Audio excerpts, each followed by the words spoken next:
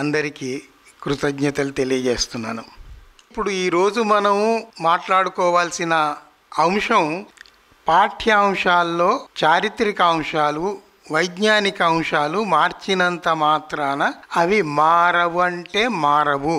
అది ఖరాఖండిగా చెప్పటానికి కేంద్ర ప్రభుత్వము NCERT తీసుకున్న నిర్ణయాన్ని నిర్ద్వందంగా ఖండించటానికి ఇక్కడ మనం ఈరోజు సమావేశమయ్యాం. ఎందుకయ్యా మీరు నిరసిస్తున్నారు, ఖండిస్తున్నారు అంటే ఒక విషయం ఆలోచించండి. చాలా సులభంగా సింపుల్గా చెప్తాను. ఏ ప్రభుత్వమైనా రెండు ప్రధానమైన విషయాల మీద కృషి చేయాలి. ఒకటి ప్రజల ఆరోగ్యం, రెండవది విద్య. ప్రజల ఆరోగ్యం మీద దృష్టి పెడితే పౌరులందరూ ఆరోగ్యంగా ఉంటారు, భవిష్యత్ తరాలు కూడా ఆరోగ్యంగా పుడతాయి, హాయిగా బతుకుతారు. అంతవరకే. విద్యను గనక మీరు నాశనం చేస్తే ఏమవుతుంది ఒక్కసారి ఆలోచించండి. ఇప్పటి తరం కాదు, భవిష్యత్తులో రాబోయే తరాలన్నీ నాశనం అవుతాయి. ఉట్టిగా పుట్టటము, ఆరోగ్యంగా ఉండటము వల్ల లాభం లేదు. పుట్టిన ప్రతివాడు వివేకవంతుడై ఉండాలి, విజ్ఞానవంతుడై ఉండాలి. అసలు మీకున్న పేరేమిటి? Homo sapien. Scientific name for the human being is homo sapien. Homo అనేది ఈ మానవ జాతికి సంబంధించిన జీనస్, సేపియన్ అంటే స్పీసీస్. సేపియన్ అంటే అర్థం ఏమిటి అంటే వివేకము కల జాతి అని. మరి మనం వివేకంగా ప్రవర్తిస్తున్నామా లేదా అనేది ఎవరికి వారు ఆలోచించుకోవాలి. ఉన్నత పదవుల మీద ఉండగానే వాళ్ళంతా వివేకవంతులైపోరు.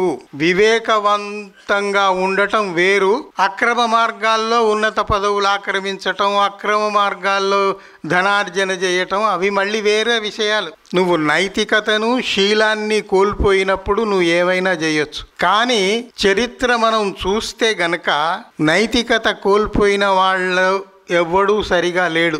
చరిత్ర వాళ్ళను గుర్తుపెట్టుకోదు, చరిత్ర హీనులుగా బతుకుతారు. మీకు ఒక విషయం గుర్తు చేస్తాను. హిట్లర్ కూడా ఇట్లాంటి మార్పులు చేర్పులు అన్నీ చేశాడు, వెధవ పనులన్నీ. మరి వాడు ఎల్లకాలం పరిపాలన చేయట్లేదే. వాడు చచ్చిపోయినా కూడా వాడి సంతతి వాళ్ళన్నా చెయ్యాలి కదా, చేయట్లేదే.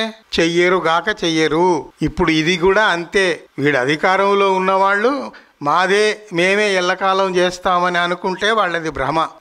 ఇక్కడ నాకు కనిపించేది ఏమిటంటే 2-3 విషయాలే. ఈ ప్రభుత్వం వచ్చినప్పటి నుంచి అబద్ధాల్ని నిజాలుగా ప్రచారం చేయటం ఒకటి. మీరు ఏ విషయమైనా తీసుకోండి, అది అబద్ధమై ఉంటుంది కానీ నిజము జరిగింది అన్నట్టు మన ప్రజలకు భ్రమ కల్పిస్తారు. ఎందుకంటే మీడియా సంస్థలన్నింటినీ కొనేశారు కాబట్టి వాళ్ళ ఇష్టం. గతంలో ఏమయ్యేది అంటే మీడియా సంస్థలు కానీ పత్రికలు కానీ ముందు వచ్చాయి, తర్వాత మార్కెట్కు పోయి అమ్ముకునేవి. ఈ 11 ఏళ్లలో ఏమైందంటే ముందే అమ్ముడైపోయి ఆ తర్వాత వార్తలు ప్రసారం చేయటం లేదా వార్తలు వచ్చేయటం చేస్తున్నాయి. అమ్ముడైపోయిన సంస్థలు ప్రచారం చేస్తున్న వార్తలు ఎట్లా ఉంటున్నాయో మనం 11 ఏళ్ళుగా వింటున్నాం, చూస్తున్నాం, చూడలేక చస్తున్నాం. మీ అందరికీ అనుభవమే. ఇంకొక ప్రమాదం ఏం జరుగుతుంది అంటే అధికారంలో ఉన్నవాళ్లే కావచ్చు, అధికారంలో లేని వాళ్ళు కూడా అంధభక్తులు లక్షల మంది తయారు చేశారు కదా. ఈ అంధభక్తులందరూ ఏం చేస్తున్నారంటే మనం నిజం చెప్పినా కూడా దానికి రుజువేమిటి అని అడుగుతారు. వాళ్ళు అబద్ధాలు చెప్తే రుజువు అడగరు, అబద్ధాలకు రుజువు అడగరు. మనం నిజాలు చెప్తే రుజువులు అడుగుతారు. ఈ విచిత్రం చూడండి. మీకు ఉదాహరణకు ఒక్క విషయం చెప్తా. చదువుల తల్లి సరస్వతి అన్నారు. అయ్యా, ఆ సరస్వతి ఎక్కడ పుట్టింది, ఎక్కడ పెరిగింది, ఎక్కడ జీవించింది, ఆమె ఎంతమందికి చదువు చెప్పింది అని మీరు అడగండి, సమాధానం ఉండదు. ఉన్న పడాన మాయమైపోతారు. నాలాంటి వాడు అరే వాడు అట్లయ్యాడు, వాడు బ్రూనోను అట్లా హత్య చేశారు, గెలీలియో ఇట్లయ్యాడు, వీడు ఇట్లయ్యాడు, ఇంతమంది శాస్త్రజ్ఞుల్ని ఈ మతవాదులు పొట్టన పెట్టుకున్నారు అంటే రుజువేది? అరే చరిత్రలో అన్నీ ఉన్నాయి, పుస్తకాలు చదివితే తెలుస్తుంది. ఇప్పుడు బయటి దేశాలది పక్కన పెట్టండి. సింధు నాగరికతలో తవ్వకాలల్లోనే మానవుల అస్థిపంజరాలు దొరికినాయి, వాటి DNA టెస్టులు అయినాయి. అక్కడ నాగరికతలో అప్పుడు వాళ్ళు ఎట్లా జీవించారు అనేది బయటపడ్డది. అప్పటికే నగరాలు వాళ్ళు నిర్మించుకొని, ఎందుకంటే డ్రైనేజీ సిస్టమ్ కూడా సింధు నాగరికతలో బయటపడ్డది. అప్పటికే లిపి ఉంది, ఆ లిపి ఇంతవరకు ఎవడు చదవలేకపోతున్నాడు. భాషలు కూడా కొన్ని వేల సంవత్సరాలలో మారిపోతుంటాయి. ఇప్పుడు ఒకప్పుడు ఇది బౌద్ధ దేశం, పాలి భాష ప్రాకృతం ఉండేది. ఇప్పుడు అవి చదవగలిగిన వారు మొత్తం దేశంలో మీరు లెక్కబెట్టినా 10 మంది 15 మంది కంటే బయటపడరు. ఇప్పుడంతా వేరే అయిపోయినాయి కదా భాషలు. Hindi, English, French, Japanese, Telugu, తమిళం, భారతీయ భాషలు, ఎన్నో భాషలు వచ్చి, అందువల్ల ఇవి నిరంతరం మారుతున్నప్పుడు ఎప్పుడో వేల ఏళ్ల కిందటి భాషలు, వేల ఏళ్ల కింది నాగరికతలు క్షుణ్ణంగా తెలియాలి అంటే, ఆధారాలు దొరుకుతున్నాయి అంటే నమ్మరు. ఆ డిఎన్ఏ టెస్ట్లో బయటపడిందంటే ఆ డిఎన్ఏ టెస్ట్ మేమెందుకు నమ్మాలి? ఇంకా దానికి ఎవడు ఏం సమాధానం చెప్తాడండి? ఇప్పుడు డిఎన్ఏ, ఆర్ఎన్ఏ అనేది ఉంటుంది. మానవుడు జీవకణాలతో రూపొందాడు అనేది నీకు పరిజ్ఞానం ఉంటే అర్థమవుతుంది. నువ్వేమో ఆ దేవుడు పైనుంచి టపీమని సృష్టి చేసి కింద పడేశాడు అని నమ్ముతున్నావు. సృష్టి సిద్ధాంతం నమ్మేవాడికి జీవ పరిణామం గురించి చెప్తే వాడికి ఎట్లా బుర్రకెక్కుతుంది? అది సమస్య. ఒక ఆయన ఏమన్నాడంటే, మన అధికారంలో ఉన్న పెద్ద నాయకుడే, ఆ జీవ పరిణామం ఎందుకండి పిల్లలకు చెప్తున్నారు అనవసరంగా? ఇది ఎప్పుడు 5 ఏళ్ల కింద ఎప్పుడు అనవసరంగా చెప్తున్నారు, సిలబస్లో తీసేయాలి. ఎందుకట అంటే ఆయన సమాధానం ఏం చెప్పాడంటే, జీవ పరిణామం జరిగినట్టు మా ముత్తాతలు చూడలేదు, మా ముత్తాతలు కూడా చూడలేదు, మా తాతలు చూడలేదు, మా నాన్నలు చూడలేదు, మేము చూడలేదు. జీవ పరిణామం ఎవ్వడూ చూడండి, దాన్ని ఎందుకు చదువుకోవటం? అది కామన్ సెన్స్ ఉంటే అర్థమవుతుంది. ఒరే నాయన, జీవ పరిణామం అనేది ఈ 100 ఏళ్లలో కాదురా, కొన్ని లక్షల ఏళ్లలో క్రమక్రమంగా మెల్లమెల్లగా జరిగేది. అది ఎవ్వడూ ఒక్కడి జీవితంలో జీవ పరిణామం చూడలేడు. ఒక తరంలో చూడలేడు, ఒక 10 తరాల్లో కూడా చూడలేరు. అది ఇప్పుడు నేను సభలో మాట్లాడుతున్నప్పుడు, మీరు వింటున్నప్పుడు కూడా జీవ పరిణామం జరుగుతుంది, మనం చూడలేం. జీవ పరిణామం అయిపోయిందా? పిచ్చి ప్రశ్నలన్నీ వేయకూడదు. సైన్స్కు కొన్ని నిబంధనలు ఉంటాయి. కోతి నుంచి మనిషి వచ్చాడంటారు కదా సార్, మరి కోతులు కూడా ఉన్నాయి కదా. అరే, కోతులు ఉంటే ఈ కోతి నుంచి మనిషి రాలా, ఎప్పుడో లక్షల ఏళ్ల నాడు జరిగిన పరిణామం అది. ఈ జీవ పరిణామం అనే విషయం మేము ఎంఎస్సి క్లాసులో అయితే ఒక నెల రోజులు, రోజు గంట చొప్పున నెల రోజులు చెప్పుకుంటాం. ఇప్పుడు అంత వెసులుబాటు మనకి ఇక్కడ లేదు కాబట్టి నేను క్లుప్తంగా మాట్లాడతాను. ఇప్పుడు అందరికీ అర్థమయ్యే ఒక చిన్న ఎగ్జాంపుల్ చెప్తాను. మార్పులు అతి మెల్లగా జరుగుతున్నాయి, అందువల్ల దాన్ని ఎవడు చూడలేడు. శాస్త్రజ్ఞులకు కొన్ని లెక్కలున్నాయి. ఒక చిన్న ఎముక దొరికినా కూడా ఆ ఎముక సైజును బట్టి దాని లెంత్, విడ్త్, దాని స్ట్రక్చరు, నిర్మాణం చూసి అది ఏ జంతువుది, అది బతికున్నప్పుడు అది ఎంత ఎత్తులో ఉండేది అనేదంతా లెక్కలు తీస్తారు. దానికి లెక్కలున్నాయి. బయాలజీలో లెక్కలేంది అని నవ్వకండి, బయాలజీలో కూడా లెక్కలు ఉంటాయి. అది మరి సైన్స్ అంటే అదే. ఇప్పుడు ఇక్కడ ఏమవుతుందంటే, అంతవరకే చూసిన వాడికి విషయం అంతవరకే అర్థమవుతుంది. మనం అనుకుంటాం సాహిత్యం వేరు, సైన్స్ వేరు, హిస్టరీ వేరు, భూగోళం వేరు. ఏది వేరు వేరు కాదు, అన్నీ ఇంటర్లింక్డ్. ఇప్పుడు ఈ హాల్ ఉందండి, లైట్ వేరు, గోడ వేరు, ఫ్యాన్ వేరు, అన్నీ కలిస్తేనే ఈ హాల్ అయింది కదా. అట్లా మనం మన సౌలభ్యం కోసం ఈ విషయాల్ని విభజించుకున్నాం తప్ప ఇవి వేరువేరు విషయాలు కావు. అన్నీ ఒకే రూఫ్ కింద ఉన్న విషయాలు. మనం ముందు అదే అర్థం చేసుకోవాలి. ఇకపోతే మీకు ఇంకొక విషయం గుర్తు చేస్తా. ఆ పురాతన కాలంది వదిలేద్దాం. నేను ఇందాక చెప్పినట్టు పురాణాలని తెచ్చేమో చరిత్ర అంటారు, చరిత్ర పురుషుల్నేమో పురాణ పురుషులుగా చేస్తారు. శివాజీ కట ఆ కాళికాదేవి వచ్చి కత్తిచ్చిందట. శివాజీ మొన్నటివాడు, కాళికాదేవి ఒక కల్పిత పాత్ర. ఆమె వచ్చి కత్తి ఇవ్వటం ఏంటి అంటే, మీరు అబద్ధాలు కల్పించి కథలు రాస్తే నేను నమ్ముకుంటూ చప్పట్లు కొట్టుకుంటూ మీ వెంట తిరగాల? నేను చెప్పేది ఏమిటంటే, చరిత్రను చరిత్రగా చూడరు, పురాణాలని పురాణాలుగా చూడరు. పురాణ పాత్రలు వేరు, చారిత్రక పురుషులు వేరు. ఈ విభజన ఉండాలి. నిజానికి అబద్ధానికి తేడా తెలుసుకుంటేనే నువ్వు విషయాన్ని స్పష్టంగా అర్థం చేసుకోగలుగుతావు. ఇక్కడ కన్ఫ్యూజన్ పెట్టుకొని మెదడులో ఇది అది ఇది అంటే ఎట్లా? తర్జన భర్జన అక్కర్లేదు. నువ్వు స్పష్టంగా నీ స్టాండ్ ఒక నిలబడి, ఇది సైన్సు, ఇది పురాణం, ఇది చరిత్ర, అది స్పష్టమైన అవగాహన ఉంటే నీకు అర్థమవుతుంది.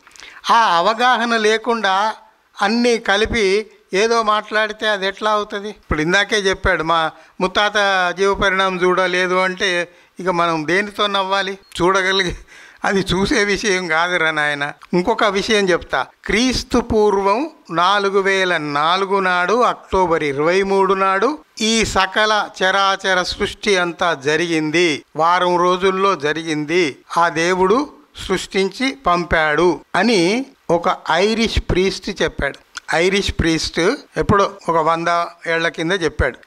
నా ప్రశ్న ఏమిటంటే, క్రీస్తు పూర్వం 4004 అంటున్నావు కదా, ఇప్పుడు మనం క్రీస్తుని తీసేసాం, సాధారణ శకం అంటున్నాం. సాధారణ శకానికి పూర్వం, సాధారణ శకానికి పూర్వం 4004 అక్టోబర్ 23 ఉదయం 9 గంటలకు దేవుడు ఈ సృష్టిని సృష్టించాడు అని చెప్పాడు. క్రైస్తవ మతం ఉధృతంగా ఉన్న దేశాలన్నీ చప్పట్లు కొట్టాయి, దాన్ని బలపరిచాయి, ప్రచారం చేసుకున్నాయి. ఒక చిన్న ప్రశ్న మనకు ఈరోజు. అక్కడ 4004 సాధారణ శకానికి పూర్వం, సాధారణ శకం వచ్చి 2025 వచ్చింది. ఇప్పుడు ఇటు 2000 అయిపోయింది కదా. అటు 4 ఇటు 2 6000 చిల్లర సంవత్సరాలు అయినా కూడా ఒక్కటంటే ఒక్క ఆధారం లేదు కదా. మరి వాళ్ళు చెప్పినప్పుడు దానికి ఒక్క చిన్న ఆధారం ఏముంది? ఏమి చూపెట్టలేదే. ప్రపంచవ్యాప్తంగా 100,000 మంది ప్రీస్టులు ఉన్నారు, ఇతర మతాల పెద్దలు ఉన్నారు. ఎవ్వడూ మాట్లాడలేదే. ఎవ్వడూ ఈ విధంగా సృష్టించాడు అని చెప్పట్లేదే. వైజ్ఞానికులేమో జీవ పరిణామం జరిగింది అని bit by bit, step by step, లక్షల సంవత్సరాల్లో జరిగిందంతా నీకు ఇన్ని రకాలుగా వివరిస్తుంటే నీకు బుర్రకెక్కదు. అంతా విని రుజువేమిటి అని వెళ్ళిపోతావు. ఇంకా దానికి ఎవడు సమాధానం చెప్పాలి? సో ఇట్లాంటి ప్రశ్నలు మనకు ఎదురవుతున్నాయి. అందువల్ల నాకు ఈ సిలబస్లో జరిగిన మార్పుల గురించి పంపించారు. నిజానికి నేను ఎంఎస్సి పిల్లలకు పాఠాలు చెప్పిన వాడిని. School education, inter education, degree education గురించి నాకు బొత్తిగా అవగాహన లేదు. కానీ ఒక రచయితగా, ఒక బాధ్యత గల పౌరుడిగా, ఒక వైజ్ఞానిక దృక్పథాన్ని నిలబెట్టాలన్న తపన గలవాడిగా ఆ లోతుల్లోకి పోయి అధ్యయనం చేసి విషయాలు తెలుసుకొని కొన్ని వాస్తవాలు మీ ముందు పెట్టడానికి కొన్ని విషయాలు తీసుకొని వచ్చాను. నేను చెప్పే విషయాలు కాదు ఇవి. హిందూ ధర్మాన్ని, ఈ హిందూ దేశపు యొక్క ఔన్నత్యాన్ని ప్రపంచవ్యాప్తంగా పరివ్యాప్తం చేసిన వారు అని ఎవరైతే ప్రచారం చేస్తున్నారో వారు చెప్పిన అంశాలనే నేను మీ ముందు పెడతాను, నా అభిప్రాయాలు కాదు. అయితే ఈ స్కూల్ సిలబస్లో జరిగిన మార్పులు ఏమిటి అని ఇంటర్నెట్ మీద కూర్చొని మధు గారు, ఆయన టీము ఇదంతా తయారు చేశారు. దీని మీద ఉపాధ్యాయులు కానీ, బాధ్యత గల పౌరులు కానీ అందరూ విస్తృతంగా అధ్యయనం చేయాల్సిన అవసరం ఉంది. ప్రజల్ని చైతన్యవంతంగా ముందుకు తీసుకుపోవాల్సిన అవసరం ఉంది. ఎందుకు అంటే ఒక్కటే విషయం. మన రాజ్యాంగంలో 51AH ప్రకారము ప్రతి బాధ్యత గల పౌరుడు వైజ్ఞానిక స్పృహను నిలబెడతాము అని ప్రతిజ్ఞ చేయాలి, నిలబడాలి, ఆ పని చేయాలి అని రాజ్యాంగంలో రాసుకున్నాం. మనం రాజ్యాంగంలోనేమో రాసుకున్నాము, బయట మనం చేసే పనులేమో అందుకు విరుద్ధంగా చేస్తున్నాము. దయచేసి ఆ విషయాలు మీరు ఆలోచించండి. రాజ్యాంగబద్ధంగా జరుగుతున్నాయా బయట విషయాలు, పరిపాలనా అంశాలు? జరగట్లేదు కదా. ఎంత ప్రమాదకరంగా తయారైంది దేశం ఒక్కసారి ఆలోచించండి. దీనికి ఎట్లా అంటే వివేచన పెంచుకోవటం. సామాన్య పౌరులందరిలో వివేచన పెరగాలి, క్రమశిక్షణతో ఉండాలి, నీతిబద్ధంగా ఉండాలి. ఓ పలానా ఆయన వచ్చాడు, నాకు 3000 ఇచ్చాడు, నేను ఆయనకే ఓటేస్తా అన్న తాత్కాలిక ప్రయోజనానికి ఎవడైతే లొంగిపోతాడో మనకు ఇట్లా ప్రమాదకరమైన పాలకులే వస్తారు. ప్రజల్లో వివేకం లేనిది మనం ఏమి చేయలేం కదా. అందువల్ల మన విద్యావంతులు, వైజ్ఞానిక స్పృహ ఉన్నవాళ్ళు జనంలోకి పోవాలి, వాళ్లకు వైజ్ఞానిక దృక్పథాన్ని కలిగిస్తూ ఉండాలి. ఒక వ్యంగ్య రచయిత ఏమన్నాడంటే, మీరు దేవుడి గూర్చి, సంప్రదాయాల గూర్చి, పురాణాల గూర్చి పిల్లలకు తప్పక చెప్పండి. లేకపోతే దయ్యాలు వారికి విజ్ఞానం గురించి, జీవ పరిణామం గురించి, స్వేచ్ఛ గురించి, సమానత్వం గురించి, లింగ వివక్ష గురించి, ఇంకా అలాంటి అనేక అంశాల గురించి బోధిస్తాయి. దయ్యాలంటే ఎవరో కాదు, మీరు, నేను, మనమే. దయ్యాలంటే ఎవరో కాదు అనేది కూడా ఆయన చెప్పాడు. ఎవరట? మానవవాదులు, హేతువాదులు, సైన్స్ కార్యకర్తలు, వామపక్షవాదులు, వీళ్ళంతా కలిసి వచ్చే తరాల వారికి ప్రమాదకరమైన విషయాలు బోధించుకుంటారు అని అన్నాడు ఆ వ్యంగ్య రచయిత. సరే ఒప్పుకుందాం, ఆ ప్రమాదకరమైన అంశాలనే మనం మన భావితరాలకు చెప్పి రాబోయే ఈ ప్రమాదం నుంచి మనం తప్పించాల్సిన అవసరం ఉంది. మనం ఆ ప్రమాదకరమైన పని చేయలేకపోతే ఆ వ్యంగ్య రచయిత అన్నట్టుగా మనమే ప్రమాదంలో ఉంటాం, వచ్చే తరాలు కూడా ప్రమాదంలో ఉంటాయి. దయచేసి ఆ విషయాలు ఆలోచించండి. మీకు ఇది ఇప్పుడే ఈ సిలబస్లో మన దేశంలో వీళ్ళు ఎన్సీఈఆర్టీ వాళ్ళు మార్చారు అని కాదు. క్రిస్టియానిటీ ఉధృతంగా ఉన్న దేశాలలో ఇట్లాంటివి జరుగుతూనే ఉన్నాయి. ఉదాహరణకు ఒక్కటే చెప్తా. 1925వ సంవత్సరం టెన్నీసీ రాష్ట్రంలో అమెరికా, అక్కడ ఒక ఉపాధ్యాయుడు తన క్లాసులో జీవ పరిణామం, అది నిషేధం అప్పుడు, అయినా కూడా ఆయన తపనతోటి ఇంత ముఖ్యమైన విషయం నా పిల్లలకు చెప్పకపోతే ఎట్లా అని ఆయనే తరువాత అంటే అవుట్ ఆఫ్ ది సిలబస్ పోయి టైం తీసుకొని పిల్లలకు జీవ పరిణామం చెప్పాడట 1925లో. చెబితే అప్పుడు బలంగా ఉన్న క్రైస్తవ మిషనరీలు వీళ్ళందరూ ముందుకొచ్చి ఆయన మీద కేసులు పెట్టి నానా చిత్రహింసలు చేశారు. మీకు తెలుసు, ఆ రోజుల్లో న్యాయస్థానాలు లేవు. ఆ రోజుల్లో న్యాయస్థానాలు లేవు. మతపరమైన న్యాయస్థానాలే న్యాయస్థానాలు. అందుకే కదా బ్రూనో లాంటి వాడిని అంత ఘోరంగా చంపేశారు. ఎట్లా చంపారు మీ అందరికీ కొంతమందికి తెలిసే ఉంటుంది. ఏం లేదు, బ్రూనో చేసిన తప్పేమిటయ్యా,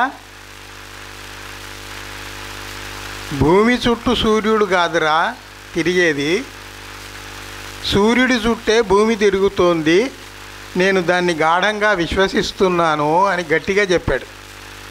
చెప్తే వాడిని జైల్లో వేసి నానా హింస పెట్టి చివరికి ఒప్పుకోకపోతే ఆ ఇటలీలో ఒక చౌరస్తాలో తీసుకుపోయి గుడ్డలు కూడా తీసి నగ్నంగా కాళ్ళు పైకి కట్టి కిందికి అంతటి త్యాగాలు చేసిన వాళ్ళు మనకున్నారు చరిత్రలో. ఇట్లాంటివన్నీ చివరికి ఆ అగ్గి పెట్టే ముందు కూడా ఏమిటి నిజమే సరెండర్ అయిపోతావా అని కూడా అడిగారు.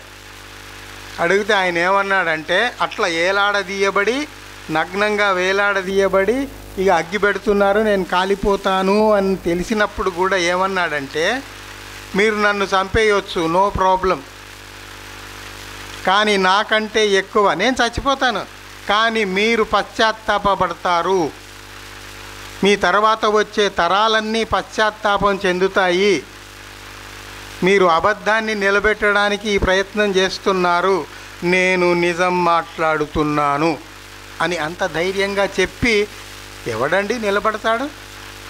ఈ చిన్న ఆశ చూపెడితేనే మొత్తం అన్నీ వదిలేసుకొని సరెండర్ అయిపోతున్నారే, చిన్న చిన్న ప్రయోజనాల కోసమే. మరి ఇంత గొప్ప త్యాగాలు చేసిన వాళ్ళ గురించి మనం తెలుసుకున్న ఇతరులతో మాట్లాడము, మన పిల్లలకు అసలే చెప్పం.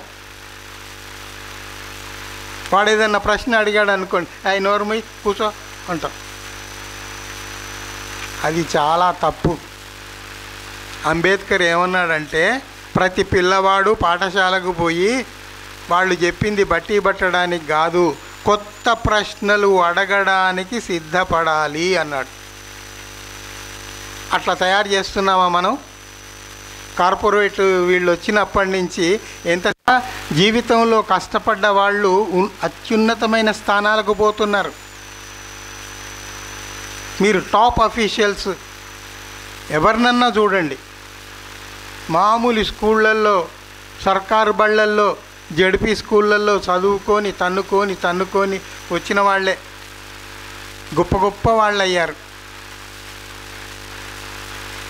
మరి కార్పొరేట్ విద్యా సంస్థల్లో పెద్ద పెద్ద ధనికుల బిడ్డలు అవుతున్నారా? ఓ డిగ్రీయో ఏదో చదువుతాడు, పీజీ చేస్తాడు, వాడికి ఓహో ఇక వీడు పొడి చేశాడని తల్లిదండ్రులు BMW కార్ ఇస్తాడు. ఆ కారు తీసుకొని ఔటర్ రింగ్ రోడ్లో పోయి యాక్సిడెంట్ చేసి చచ్చిపోతాడు. మనం రోజు చూస్తున్నవి అవే కదా, ఇంతకంటే ఎక్కువ ఏమైనా జరుగుతుందా? దయచేసి మీరు ఆలోచించండి. ఇంత దుర్మార్గమైన మార్పులు చేసిన NCERT ఏం చెప్తోందంటే, నేను బ్రీఫ్గా ఒక 5 నిమిషాల్లో ఎవల్యూషన్ ఎందుకు ముఖ్యమైంది అనేది చెప్తాను. హట్టన్ అనే శాస్త్రవేత్త ఏం చెప్పాడంటే, ఈ భూమి పొరలు పొరలుగా ఉన్నది. మనం భూమి లోతులోకి పొరల్లోకి పోతే గతకాలపు నిక్షేపాలు, గతకాలపు చరిత్ర, గతకాలపు మనుషుల ఆనవాళ్ళు అన్ని, గతకాలపు సంస్కృతి అంతా బయటపడుతుంది అని ఒక చిన్న మాట చెప్పాడు. అది పట్టుకొని డార్విన్, చూడండి డార్విన్ కూడా యంగ్ ఫెలో, వాడికి చిన్నప్పటి నుంచి అలవాటు ఆ క్రిములు, కీటకాలు, ఇవి సీతాకోక చిలుకలు, ఆ రంగులు చూసి ఆశ్చర్యపోయి కలెక్ట్ చేసుకుంటుండేవాడు. వాడికి ఎవడో చెప్పాడు, అరే ఒక ఓడబోతోంది, అది ప్రపంచం చుట్టి వస్తుందట, నీకు ఈ పిచ్చి ఉంది కదా, నువ్వు పోయి ప్రపంచంలో ఉన్న జంతుజాలం అంతా చూడొచ్చు కదా, నువ్వు పోతావా మరి అని ఎవడో సమాచారం ఇస్తే పోయి వాళ్ళని కనుక్కొని సంచి చంకలో వేసుకొని ఎక్కేశాడు. ఎక్కి ప్రపంచ దేశాలన్నీ తిరుక్కుండే. అది బ్రిటన్ వాడు. బ్రిటన్ నుంచి అట్లా నౌక పోయి అమెరికా చివరిలో అక్కడ గ్యాలపోగస్ ఐలాండ్స్ అని ఉంటాయి. దాని ప్రత్యేకత ఏమిటంటే, అది ఒకప్పుడు మెయిన్ ల్యాండ్ తోటి కనెక్ట్ అయి ఉంది. ఈ సముద్రంలో వచ్చే మార్పుల వల్ల ఆ కొంత భూభాగం విడిపోయి దూరం పోయి ఐలాండ్స్ ఏర్పడ్డాయి. అట్లా భూభాగం విడిపోయినప్పుడు ఏమైంది, ఆ మెయిన్ ల్యాండ్లో ఉన్న జీవజంతువులన్నీ విడిపోయి దూరం పోయాయి. ఇక్కడ ఏమైపోయింది, మిగతా జంతుజాలానికేమో విశాలమైన భూభాగం ఉంది, అవి ఎక్కడికంటే అక్కడికి మైగ్రేట్ కాగలుగుతాయి. ఈ చిన్న భూభాగంలో ఇరికిపోయిన ఏముంది, అక్కడ అట్లాగే ఉండాలి కదా, అక్కడ దొరికిందే తినాలి, అంతవరకే ఉండాలి. అవి మన ఎవరినన్నా హౌస్ అరెస్ట్ చేస్తే ఎట్లా ఉంటారో అక్కడే ఉండాలి అన్నట్టు అట్లా అయిపోయింది ఆ జీవుల సంగతి. ఈయన వెళుతూ ఆ గ్యాలపాగస్లో పోయేసరికి బయటి మెయిన్ ల్యాండ్లో ఎప్పుడు ఎక్కడ చూడనివన్నీ ఇక్కడ ఉన్నాయి. ఎందుకున్నాయంటే అవి ఎప్పుడో ఆ భూభాగం విడిపోయినప్పుడు అవి విడిపోయి అక్కడ ప్రత్యేకంగా ఉన్నాయి. ఈ జీవజాతులు మెయిన్ ల్యాండ్లో అమెరికాలో కానీ ఇతర దేశాల్లో ఎక్కడ లేవు. అవన్నీ ఏరుకొని వచ్చి వాటిని అధ్యయనం చేసి నోట్స్ రాసుకుంటూ ద ఆరిజిన్ ఆఫ్ స్పీసీస్ అనేది మనకు ఒక ఉద్గ్రంథం ఇచ్చి పోయాడు. అంటే కేవలం జీవజాతుల్ని, జీవ పరిణామాల్ని అధ్యయనం చేయటానికి ఒకడు జీవితం అర్పించాడు. ఈ మానవాళికి ఒక మహోన్నతమైన ఉద్గ్రంథం అందించాడు. పరోక్షంగా ఏం జరిగింది, ఈ బైబిల్ను, ఖురాన్ను, ఇతర మత గ్రంథాలని అన్ని పక్కకు నెట్టేయాల్సి వచ్చింది. ఎందుకంటే ఇవన్నీ అబద్ధాల మీద, కల్పిత గాథల మీద ఆధారపడ్డవి. ఇక్కడ ఇతను చెప్పేది జీవిత సత్యాల మీద, వాస్తవమైన రుజువులతో నిరూపించబడ్డవి ఆయన చెప్పుకుంటూ వచ్చాడు. మనం దేన్ని నమ్ముదామండి? ఆరిజిన్ ఆఫ్ స్పీసీస్ అక్కర్లేదా? జీవ పరిణామం అక్కర్లేదా? ఆయన 1959లో ఎప్పుడో దాన్ని పుస్తకంగా ప్రకటిస్తే వెంటనే ప్రపంచ దేశాలన్నీ దాన్ని ఆమోదించాయి. అన్ని దేశాల్లో, అన్ని పాఠశాలల్లో దాన్ని అధ్యయనం చేస్తున్నారు. ఆ తరువాత అది మూల సూత్రంగా తీసుకొని కొన్ని వందలు వేల మంది శాస్త్రవేత్తలు ఆ పరిధిలో ఇంకా లోతులోకి పోయి పరిశోధనలు చేస్తూ ఉన్నారు. ఎంత లోతు పరిశోధనలు చేసినా డార్విన్కు విభిన్నంగా ఆయన థీరీని కాంట్రడిక్ట్ చేస్తూ ఎవడు చెప్పట్లేదు. ఎవడు ఏది చెప్పినా దానికి సపోర్టివ్గానే చెప్తున్నాడు. కాకపోతే ఇంకా కొత్త అడిషనల్గా ఇంకొంత సమాచారం అందిస్తూ వచ్చారు. అందువల్ల జీవ పరిణామ శాస్త్రం బలపడుతూ వచ్చిందే కానీ ఎక్కడ ఎప్పుడు బలహీన పడలేదు. ప్రపంచవ్యాప్తంగా మేధావులు, జిజ్ఞాసువులు, వైజ్ఞానికులు, వైజ్ఞానిక స్పృహ గల సామాన్య మానవులు అందరూ ఇంత బలంగా నమ్మే జీవ పరిణామాన్ని మీరు చెప్పకుండా, పిల్లలకు అందకుండా మూఢత్వంలోకి నెట్టడానికి కుట్రలు బన్ని ఇట్లాంటి చర్యలు చేస్తారా? సిలబస్లో తీసేయడం అంటే ఏమిటి? వాళ్లకు సరైన సమాచారం అందించకుండా దాచేయటమే కదా. ఎంత పొరపాటది. ఇప్పుడున్న సమకాలీన పౌరుల్ని కాదు, రాబోయే తరాల్ని కూడా మీరు దెబ్బతీస్తున్నారు. నేను ఇందాకే చెప్పాను, ఆరోగ్య రంగాన్ని పాడు చేస్తే కొంతవరకు డ్యామేజ్ అవుతుంది, కానీ విద్యారంగాన్ని డ్యామేజ్ చేస్తే ఈ తరం కాదు కదా, ఎన్నో తరాలు పాడైతాయి. ఆ విషయం ఎవడు గుర్తుపెట్టుకోవట్లేదు. ఇప్పుడు మనం తప్పనిసరిగా కొన్ని విషయాలు ప్రశ్నించుకోవాల్సి వచ్చింది. మనకు విజ్ఞానం కావాలా, మత విశ్వాసం కావాలా? ప్రతి వాళ్ళు దయచేసి మిమ్మల్ని మీరు ఆలోచించుకోండి, మీరే నిర్ణయాలు తీసుకోండి. విజ్ఞానం కావాలంటే విజ్ఞానం వైపే ఉండండి, దాని ప్రచారానికే అంకితం కండి. మేము మత విశ్వాసంలో ఉంటాం, మాకు ఇక్కడే హాయిగా ఉంది అంటే ఇక వాళ్ళని మనం ఏమి చేయలేం. ఇప్పుడు మానవులుగా బతుకుదామా, జంతువులుగా బతుకుదామా అనేది వాళ్ళ విషయం, వాళ్ళ విజ్ఞతకే మనం వదిలిపెట్టాలి. నేనేమంటానంటే దేవుడు లేడు లేడు అని నేనేం అంటలేడు. దేవుడు ఉన్నాడు. ఎక్కడున్నాడు? అజ్ఞానంలో ఉన్నాడు. అజ్ఞానం ఎక్కడుందో దేవుడు అక్కడున్నాడు. విజ్ఞానం అక్కడ వచ్చింది అనుకోండి, దేవుడు అక్కడ మాయమైపోతున్నాడు. అంతే కదా జరుగుతూ వచ్చింది. సైన్స్ ఎక్కడెక్కడెక్కడెక్కడ వస్తుందో దైవ విశ్వాసం అక్కడక్కడ తరిగిపోతుంది. మీకు ఒక ఇటీవల బయటపడ్డ సర్వే గురించి చెప్తాను. ఒక అంతర్జాతీయ సంస్థ మొత్తం ప్రపంచ దేశాలన్నీ సర్వే చేసి చెప్పింది ఏమిటి అంటే, ప్రపంచ జనాభాలో అత్యధిక శాతం క్రైస్తవులు. అగ్రీడ్. ఎందుకంటే యూరోప్ దేశాలన్నీ క్రైస్తవ దేశాలు. డన్. రెండో స్థానం ఎవరిది అంటే ముస్లింలది. అరబ్ దేశాలన్నీ ముస్లింలు ఉన్నారు కాబట్టి రెండో స్థానం ఒకటి. మరి మూడో స్థానం హిందువులదా? కాదే. నాలుగో స్థానం కాదు, ఐదో స్థానం కాదు, ఎక్కడో 9వ 10వ స్థానంలో హిందువులు ఉన్నారు. మరి మూడో స్థానం ఎవరిది? మూడో స్థానం మానవవాదులది. నో కాస్ట్, నో రిలీజియన్ అని ఎవడైతే అంటున్నాడో వాడు ఎక్కడో ఉన్నవాడు రీసెంట్ ఇయర్స్లో 3rd ప్లేస్కి వచ్చాడు. నా ఆశ ఏమిటంటే 3rd ప్లేస్కి వచ్చిన వాడు 2ndకు రాడా, 2ndలోకి వచ్చిన వాడు 1stకు రాడా? It only takes some time. అది జరగబోయేదే. అందువల్ల మనం ఆ దిశలో కృషి చేయాల్సిన అవసరం ఉంది. ప్రపంచమేమో అట్లా పోతుంటే మన దేశం, మన నాయకులేమో మనల్ని ఇట్లా తీసుకుపోతున్నారు అని బాధ. అంతే. మనం కొత్త వైజ్ఞానికంగా ఆలోచించి కొత్త విషయాల వైపు పోవాల్సింది పోయి 3000 ఏళ్ల కిందికి పోదాము, ఆది మానవుడు ఎట్లా ఆలోచించాడో అట్లా ఆలోచిద్దాము అంటే ఎట్లా అండి? టూకీగా మనం ఈ దేశంలోకి ఎట్లా వచ్చాము, ఏం జరిగింది 2 నిమిషాలు చెప్తా. ఈ మానవ జాతి అనేది ఆఫ్రికాలో మొదలైంది. ఆఫ్రికాలో మొదలయ్యి అక్కడి నుంచి ఆహారం అన్వేషిస్తూ ఎక్కడ ఆహారం ఉంటే అప్పట్లాగా పంటలు లేవు, అప్పట్లాగా రెస్టారెంట్లు లేవు, ఇప్పట్లాగా ఏవీ లేవు కదా. మొత్తం అంతా అడవి, సముద్రము, నీళ్లు, ఆకాశం తప్ప ఏమీ లేవు. మరి వాడు ఏం చేస్తాడు? ఆహారం ఎక్కడ దొరికితే అక్కడ ఆ కొట్టుకొని చంపుకోవడానికి, జంతువుల్ని చంపి తినడానికి జంతువులన్నీ ఉండాలి కదా. చెట్లు గిట్లు ఉంటే పండ్లు ఫలాలు దొరుకుతాయి, అవన్నీ ఉండాలి కదా. వాటి అన్వేషణలో వాడు ఆఫ్రికా నుండి అటు పైకి వెళ్ళి పైన అటు వచ్చి సెంట్రల్ ఆసియాకు వచ్చి, సెంట్రల్ ఆసియాలో నుంచి భారతదేశంలోకి వచ్చి మన కింది దాకా వచ్చాడు. ఒక జాతి ఏమో అటు యూరోప్ దేశాలకు పోయింది. అట్లా ప్రపంచవ్యాప్తంగా విస్తరించారు. అట్లా విస్తరించినవి ఇప్పుడు మనం చెప్తున్న హోమోసేపియన్ జాతి కాదు. హోమోసేపియన్ జాతికి రావటానికి ముందు ఒక 15 దశలు ఉన్నాయి.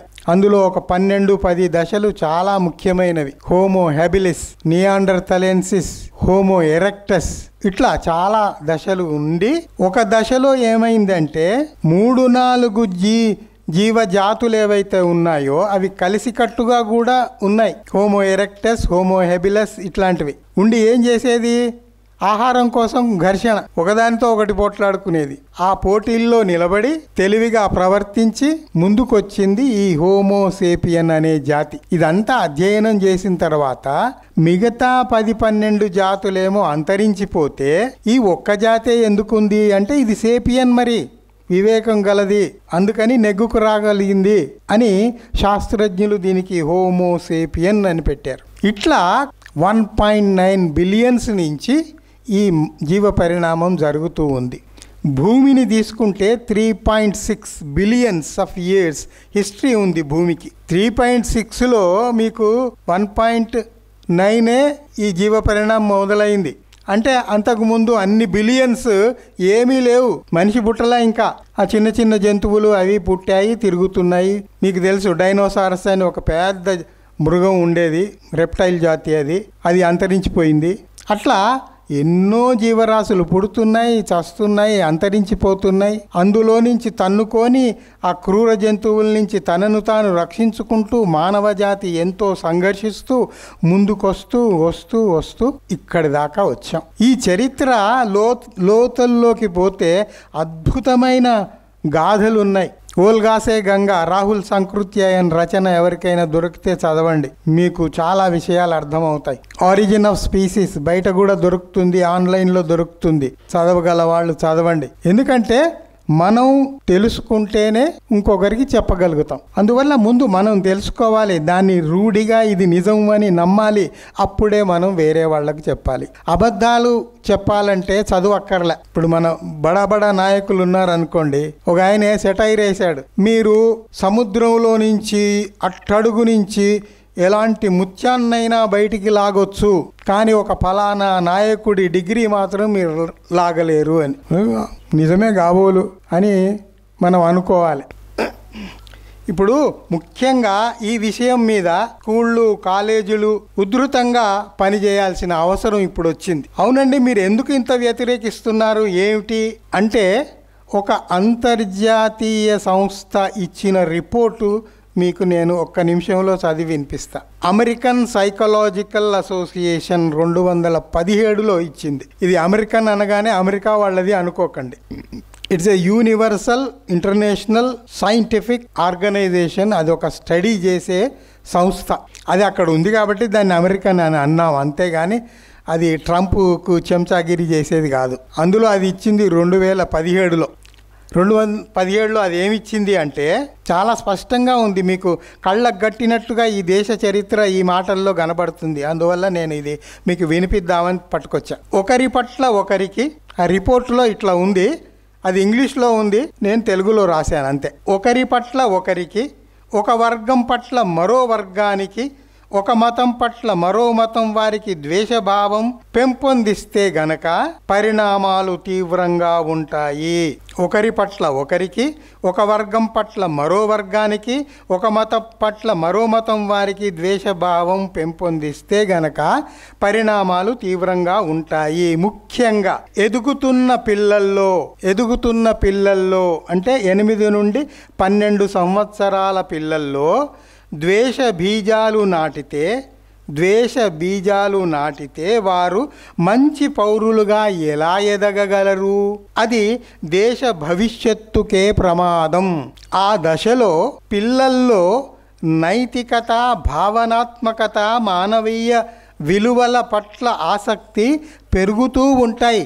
ఆ సున్నితమైన ముఖ్యమైన దశలో వారిని వాటికి దూరం చేయటానికి హింస, ద్వేషం, కుట్రలు, కుతంత్రాలు, అబద్ధాలు నేర్పించినప్పుడు వారు ఎదిగి సత్యశీలురుగా, క్రమశిక్షణ కలవారిగా, నైతిక ప్రవర్తన గలవారిగా ఎలా కాగలరు అని ఆ సైంటిఫిక్ సంస్థ సైకలాజికల్ అసోసియేషన్, దాన్ని APA షార్ట్ ఫామ్లో అంటారు, అది 2017లో ఈ ప్రశ్న సంధించింది. ఇది మన దేశానికి, మన NCERTకి ఎంతవరకు వర్తిస్తుంది, వర్తించదు, మీరు దయచేసి ఆలోచించండి. నేను మీతో పంచుకుందామని నేను ఈ రిపోర్ట్ తెచ్చాను. ఇప్పుడు ఇట్లాంటివి NCERT సంస్థలు కానీ, అధికారంలో ఉన్న ప్రభుత్వ పెద్దలు కానీ సీరియస్గా ఆలోచించాల్సిన అవసరం ఉందా లేదా? పౌరులుగా మనందరం ఆలోచిద్దాం. ఇంకొక విషయం చెప్తా.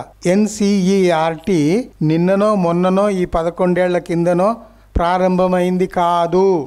అది 1961లో ప్రారంభమైంది. అప్పుడే ప్రభుత్వం ఉంది, ఎవరు దానికి రూపకల్పన చేశారు మీరు ఆలోచించండి. అది ప్రారంభమై 64 ఏళ్ల తరువాత ఇప్పుడు తన అస్తిత్వాన్ని కోల్పోయింది కదా. ఇప్పుడు నువ్వు మూర్ఖపు నిర్ణయాలు చేసి నీ మూర్ఖత్వాన్ని బయట పెట్టుకుంటే నీ అస్తిత్వం ఉంటుందా? 64 ఏళ్లుగా నువ్వు నిలుపుకున్న విలువలు ఉంటాయా? మీకు ఇంకొక ఉదాహరణ కూడా చెప్తా. UPA అధికారంలో ఉన్నప్పుడు, ఇప్పుడున్నది NDA మీకు తెలుసు. UPA అధికారంలో ఉన్నప్పుడు పిల్లల పాఠాల్లో ఎమర్జెన్సీకి సంబంధించిన పాఠం కూడా ఉండేది. ఎమర్జెన్సీని అప్పుడు జరిగిన మంచి చెడు పొరపాట్లు ఏమున్నా వాటిని వాళ్ళు పిల్లలకు చెప్పారు, బోధించారు. వాళ్ళు భయపడలేదు. మరి మీరెందుకు భయపడుతున్నారు? ఎవల్యూషన్ చదవకూడదు, చరిత్ర చదవకూడదు, అందులో మొఘల్ సామ్రాజ్యం అసలే ఉండకూడదు, టిప్పు సుల్తాన్ దేశభక్తి చెప్పకూడదు. అదెట్లా అండి? కెమిస్ట్రీలో బోలెడు టేబుల్సే కూడా బీకారు.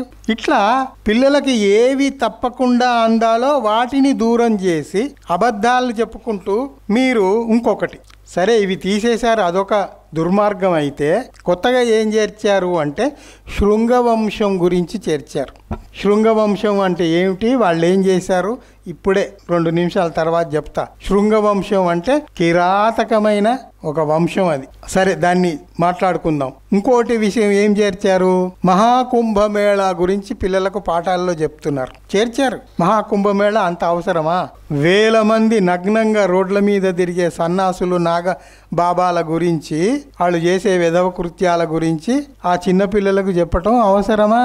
దయచేసి పౌరులుగా మీరు ఆలోచించండి. ఇది అట్లా పెట్టి ఇంకోటి ఏం చేర్చారు, తీర్థయాత్రల విశేషాలు చేర్చారు. తీర్థయాత్రలు పాఠాల్లో చదువుకోవటం ఎందుకండి? విహారయాత్రలకు కుటుంబ సభ్యులు ఎవరన్నా పోతారు, తెలుసుకుంటారు.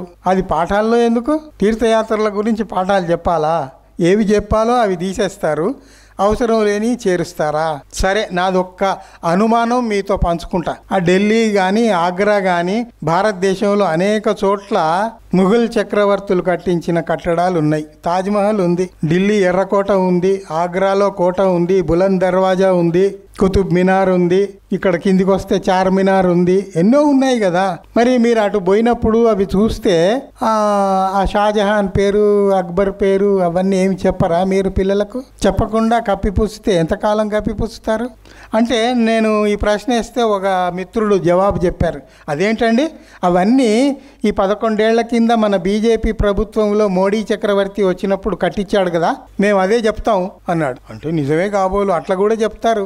ఎందుకంటే ఇప్పుడు జరుగుతున్న ప్రచారాలు ఇంతకంటే గొప్పగా ఏమి లేవు. ఇప్పుడు వాస్తవాలు మీరు కప్పిపుచ్చితే అబద్ధాలే చెప్పుకోవాలి. అబద్ధాలు ఎట్లా? ఇట్లా చెప్పుకుంటారు, మేమే అది చేసాం, ఇది చేసాం, ఇది చేసాం అని. ఇట్లా నా అనుమానం ఏమిటి అంటే, ఇప్పటికే ఈడీ లాంటి వ్యవస్థ ఒకటి ఉంది. ఈడీ ప్రతి వాడి మీదకి ఈడీని పంపటం, సిబిఐని పంపటం చూస్తూనే ఉన్నాం. మనం టీవీ పెట్టినా అదే నడుస్తుంటుంది. ఎవడి మీదో ఈడీ పోయింది, దాడులు జరిగినాయి, సిబిఐ పోయింది, వాడిని లోపలేసింది. ఈడీ, సిబిఐ అట్లాగే కోర్టులను కూడా ప్రభావితం చేసి ప్రభుత్వాన్ని నడపటం. విచారించవలసిన విషయం ఏమిటంటే, ఎవడైతే వాళ్లకు వ్యతిరేకంగా తీర్పు చెప్పాడో వాళ్ళ హతం. జస్టిస్ లోయా ఏమైందో మీకు తెలుసు. Why justice Loya was killed అని టైటిల్తో ఒక రచయిత పుస్తకం రాశాడండి. వాడికి ప్రాణభయం పెట్టారు. అతను ఏం చేశాడు, అతను పారిపోయి అమెరికాలో వైట్ హౌస్ ముందు నిలబడి ఇంటర్నేషనల్ ప్రెస్కు ఆయన పుస్తకం ఇట్లా చూపెట్టుకుంటూ, ఇది నేను రాసిన పుస్తకం, ఈ పుస్తకం రాసినందువల్ల నన్ను అక్కడ ఉండనీయకపోతే ఇట్లా వచ్చాను, ఇప్పుడు ఇండియా పోతే నేనేమవుతానో నాకే తెలియదు అని అక్కడ ఆయన భయాన్ని చెప్పుకున్నాడు. ఆ పనులు చేసిన వాడిని మనం ఇక్కడ కేంద్రంలో హోమ్ మినిస్టర్ చేసి గౌరవించుకుంటాం. ఎట్లా మరి?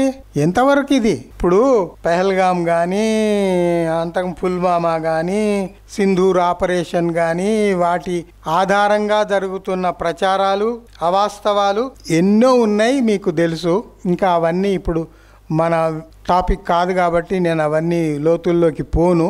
కానీ వాళ్ళు చెబుతున్న కొన్ని విషయాలు మీ ముందుకు తెస్తున్నాను. ఇందాకే జీవ పరిణామం మేము ఎవరూ చూడలేదు, అది తీసేయండి అన్నాడు ఒక ఆయన. అట్లాగే బాబు, మీరు ఆ మొఘల్ చక్రవర్తుల మొత్తం ఒక 450 ఏళ్ల చరిత్రలోంచి తీసేశారు ఎందుకు అని అడిగితే వాళ్ళు ఏం సమాధానం చెప్పారంటే, మొఘలులు దోపిడీదారులు, దేశాన్ని దోసుకుపోయారు, అందువల్ల వారి చరిత్రను మేము మా పిల్లలకు చెప్పము. ఇది ఒక రీజన్ అట. నాకున్న మితమైన కొద్దిపాటి పరిజ్ఞానం వల్ల బ్రిటిష్ వాళ్ళు దోచుకుపోయి బ్రిటన్లో పెట్టుకున్నారు, కానీ మొఘలులు దోచుకుపోయి ఎక్కడ పెట్టుకున్నారు? ఏం దోచుకుపోయారు? బ్రిటిష్ వారు ఏం దోచుకుపోయారు అనేదానికి ఒకటే చిన్న ఉదాహరణ. మన ప్రాంతం నుంచి తీసుకుపోయిన కోహినూరు వజ్రం అక్కడ బ్రిటన్ రాణి కిరీటంలో దగదగ మెరుస్తోంది కదా. మరి మొఘల్ వాళ్ళు వచ్చింది నిజమే, ఇక్కడ రాజ్యం ఏలింది నిజమే, తరతరాలు 450 ఏళ్ళు ఇక్కడ పరిపాలించింది నిజమే. కానీ వారు భారతీయులైపోయారు, ఈ భూమిలో పుట్టారు, ఈ భూమిలో జీవించారు, ఇక్కడి గాలి మీద ఇక్కడి నేల మీద బతికారు, ఈ భూమిలో సమాధి అయిపోయారు. వాళ్ళు విదేశీయులు, దోపిడీదారులు అనటానికి ఏమైనా కామన్ సెన్స్ ఉందా? ఇంకొకటి, మొఘలులు పెద్ద ఎత్తున మత మార్పిడులు చేశారు. ఈ విషయం మీద నేనేం మాట్లాడను. స్వామి వివేకానంద, సుభాష్ చంద్రబోస్ లాంటి వాళ్ళు ఏం చెప్పారో మీకు చెప్తా. నా ఒపీనియన్ చెప్పను. వీళ్ళిద్దరూ ఎందుకు చెప్తున్నానంటే, స్వామి వివేకానంద హిందూ మతాన్ని ఉద్ధరించాడు అని మీరు డబ్బా కొట్టుకుంటారు కదా, హిందూ ధర్మ పరిరక్షకుడు అని చెప్పుకుంటారు కదా. స్వామి వివేకానందనే స్వయంగా ఏం చెప్పాడో కాస్త వినండ్రా బాబు అని చెప్తున్నా నేను. సుభాష్ చంద్రబోస్ ఏం చెప్పాడో కాస్త వినండ్రా నాయన. ఇప్పుడు స్వామి వివేకానంద ఏమన్నాడంటే, బెంగాల్లో ముస్లిముల జనాభా ఎందుకు పెరిగిందంటే అందుకు 2 కారణాలు. ఇది స్వామి వివేకానంద రాసుకున్న విషయాలు, ఆయన కలెక్టెడ్ వర్క్స్లో ఉంది. పేజీ నెంబర్ కూడా చెప్తాను. అందులో నుంచి మీకు తెలుగులో వినిపిస్తున్నాను. ఆయన ఇంగ్లీష్ పుస్తకం నాకు దొరికింది, దాని తెలుగులో చెప్తున్నాను. బెంగాల్లో ముస్లింల జనాభా ఎందుకు పెరిగిందంటే అందుకు 2 కారణాలు. ఒకటి, బెంగాల్లో హిందువులైన భూస్వాములు, జమీందారుల ఆగడాలు, దౌర్జన్యాలు విపరీతంగా ఉండేవి.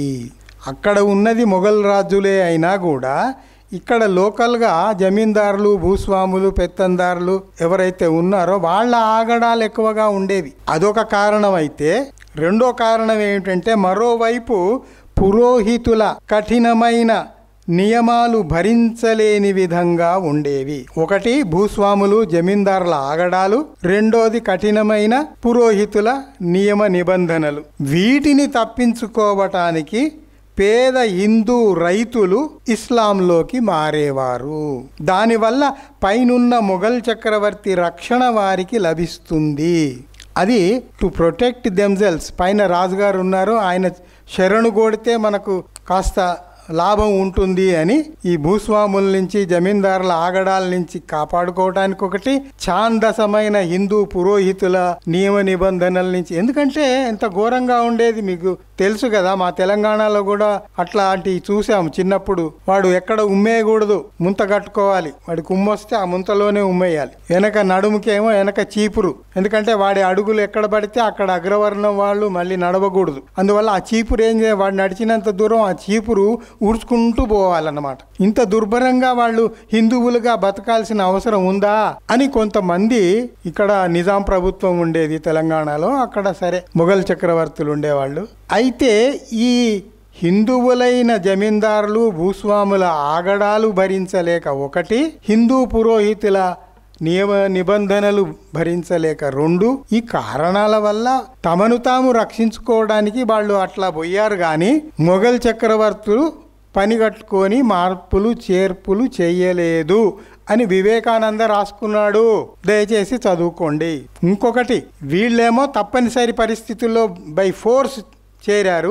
ఇంకొకరు ఏమిటంటే అందులో చేరితే లాభాలు ఏమన్నా జరుగుతాయేమో కదా, క్యారియర్ అప్లిఫ్ట్మెంట్. ఇప్పుడు అధికారంలో ఏ పార్టీ ఉంటే అందులో చేరితే మనకు లాభాలు ఉంటాయి. అధికారంలో లేని పార్టీలో ఉండి కొట్టుకోవటం ఎందుకు, మనం చూస్తూనే ఉన్నాం రోజు. అట్లా మరో కారణం ఏమిటంటే ముస్లింలుగా మారితే చక్రవర్తి సాన్నిహిత్యం త్వరగా లభిస్తుందని, ధనలాభం లేదా ఉన్నత పదవి లభిస్తుందన్న ఆశతో తమ వ్యక్తిగత ప్రయోజనాల కోసం ఇస్లాం స్వీకరించేవారు. అంతేగాని మొఘలులు బలవంతంగా అధికారికంగా హిందువుల్ని ఇస్లాంలోకి మార్చిన దాఖలాలు లేవు. అలా అని చరిత్ర పుటల్లో ఎక్కడా నమోదు కాలేదు. Swami Vivekananda selected works, 3rd chapter, page number 294. దయచేసి నోట్ చేసుకొని గూగుల్లో కానీ పుస్తకం దొరికితే అందులో కానీ మీరు వెతుక్కోండి. వివేకానంద మా హిందూ మత ప్రచారకుడు అని మీరు ఎక్కడెక్కడ పెద్ద పెద్ద పోస్టర్స్ చేసి ప్రచారం చేస్తారు కదా, మరి అట్లాంటి స్వామి వివేకానంద ఈ విషయాలు చెప్తున్నాడు కదా, మరి వాటిని నమ్మాలా, మరి మేము నమ్మొద్దా? ఇంకొకటి ఆయన ఏం చెప్పాడంటే, ఒకవేళ అప్పుడు అధికారంలో ఉన్న మొఘలులు బలవంతంగా మత మార్పిడులు చేసి ఉంటే వాళ్ళ జనాభా పెరిగి ఉండాలి కదా, మరి ఎందుకు పెరగలేదు? అదే ఆయన చెప్పాడు ఇక్కడ. స్వామి వివేకానంద చెప్పిందే ఇంకో కొటేషన్ ఏంటంటే, అణగదొక్కబడ్డవారు, నిరుపేదలు, నిరాశ్రయులు సైతం ముస్లింల పాలనలో అంటే మొఘలుల పాలనలో స్వేచ్ఛగా ఊపిరి పీల్చుకున్నారు. ఆ రోజుల్లో ముస్లిములు శాతం 15 మాత్రమే. వారు గనక తమ అధికారాన్ని ఉపయోగించి బలవంతంగా మత మార్పిడులు చేసి ఉంటే, ఇస్లాంలోకి మార్చి ఉంటే ముస్లింల జనాభా శాతం చాలా చాలా పెరగాల్సింది కదా. కేవలం 15% ఎందుకు ఉంది? హిందువులు 80% ఎందుకున్నారు అని స్వామి వివేకానంద ప్రశ్నించాడు ఆ రోజుల్లో. మీరు మొఘలుల్ని ఇంత దుర్భాషలాడుతూ ఇంత నీచంగా తక్కువ చేసి మాట్లాడుతూ ఉంటే, నేతాజీ సుభాష్ చంద్రబోస్ రంగూన్ పోయినప్పుడు, ఇప్పుడు దాన్ని మనం మయన్మార్ అంటున్నాము, రంగూన్ పోయినప్పుడు అక్కడ చివరి మొఘల్ చక్రవర్తి బహద్దర్ షా జఫర్ సమాధి అక్కడ ఉంది. ఎందుకయ్యా అక్కడ ఉంది అంటే, బ్రిటిష్ వాళ్ళు వచ్చి ఈస్ట్ ఇండియా కంపెనీని మెల్లగా ఎస్టాబ్లిష్ చేసి పవర్ తీసుకొని ఈ చివరి చక్రవర్తిని బందీ చేసి ఆయనను దేశ బహిష్కరణ చేసి ఇండియాలో ఉండకుండా రంగూన్ తీసుకుపోయి అక్కడ ఉంచారు. ఆయన అక్కడే చచ్చిపోతే అక్కడే సమాధి అయిపోయాడు. అయితే ఆ సమాధిని సుభాష్ చంద్రబోస్ 1943లో సందర్శించి ఆయన సమాధికి గౌరవంగా నమస్కరించి తన హిందూ ఫౌజ్ ఒకటి, ఆయన నెలకొల్పిన సైన్యం ఒకటి ఉంది, ఆ సైన్యాన్ని కొంతమందిని తీసుకుపోయాడేమో, వాళ్లతో పరేడ్ చేయించాడు. పరేడ్ చేయించి ఏమన్నాడంటే, బ్రిటిష్కు వ్యతిరేకంగా తిరుగుబాటు చేసిన తొలి స్వాతంత్ర యోధుడని బహదూర్ షాను కొనియాడాడు. మొట్టమొదటి స్వాతంత్ర యోధుడు ఎవరు అంటే, చివరి ఈ దేశానికి స్వాతంత్రం ఉండాలి అని గళమెత్తిన చివరి చక్రవర్తి బహదూర్ షా జఫర్. ఆయన గొంతు అంత బలంగా ఉంది కాబట్టే ఈయన దేశంలో ఉంటే ప్రమాదం అని ఆయనను దేశ బహిష్కరణ చేసి అక్కడ మయన్మార్ అంటే రంగూన్ పంపించారు ఆ రోజుల్లో. సరే, సైనిక వందనం చేశాడు, ఇంత గౌరవంగా తొలి స్వాతంత్ర సమర యోధుడు అని అన్నాడు. అక్కడ సంతకం చేసి వస్తూ ఏం చేశాడు, ఆయన సమాధి అట్లాగే ఇంకా డెవలప్ చేయడానికి 50,000 రూపాయలు నజరానా ప్రకటించి వచ్చాడు. మీరు దేశద్రోహి అని అంటున్న వాడికి అంత గౌరవ పురస్కారం చేసి, గౌరవ వందనం చేసి, పరేడ్ చేసి, అంత నజరానా 50,000 ఆ రోజుల్లో. ఇప్పుడు 50,000 మనలాంటి వాడికి ఇప్పుడు కూడా ఎక్కువే, కానీ ఆ రోజుల్లో 50,000 అంటే జస్ట్ ఇమాజిన్. టీచర్ జీతం ఎంత ఉండేదో మీకు తెలుసు, 20 రూపాయలు 25 రూపాయలు ఉండేది ఆ రోజులు, 15 రూపాయలు. అప్పుడు 50,000 ఆయన నజరానా ఇచ్చాడంటే ఎంత గౌరవం ఉంటే ఇస్తారయ్యా. ఈ చరిత్రలో ఇవన్నీ నమోదై ఉన్నాయి కదా, ఇవి చూసుకోరా. నేతాజీ చెప్పిందే ఇంకో స్టేట్మెంట్ మీకు వినిపిస్తున్నాను. గౌరవనీయమైన అధ్యాయం మొఘలుల కాలంలోనే ప్రారంభమైంది. ఆ విజిట్ చేసినప్పుడు ఒపీనియన్ రాస్తారు కదా అక్కడ రిజిస్టర్లో, ఆ రిజిస్టర్లో ఆయన రాసి సంతకం పెట్టిన స్టేట్మెంట్ అది. గౌరవనీయమైన అధ్యాయం మొఘలుల కాలంలోనే ప్రారంభమైంది. చరిత్రలో ఇది గుర్తుంచుకోవాల్సిన అంశం. ఈ విషయంలో ఇంగ్లీష్ వారి అవధారణ కేవలం రాజకీయపరమైంది, అది పూర్తిగా అసత్యం కూడా అని నేతాజీ సుభాష్ చంద్రబోస్ తన కామెంట్ రాసి సంతకం చేసి వచ్చాడు. ఈ మీకు చదివి వినిపించిన ఈ వివరాలన్నీ నేతాజీ వాగ్మయ సంపూర్ణ సంపుటి అంటే నేతాజీ హోల్ కలెక్టెడ్ వర్క్స్ మొత్తము ఒకటి ఎవరు government of India publication division వాళ్ళు పుస్తకం వేశారు. నేతాజీ వాగ్మయ సంపూర్ణ సంపుటి ప్రచురణ విభాగం భారత ప్రభుత్వ ప్రచురణ. అందులో ఇది అధ్యాయం 12 పేజీ 274లో ఉంది.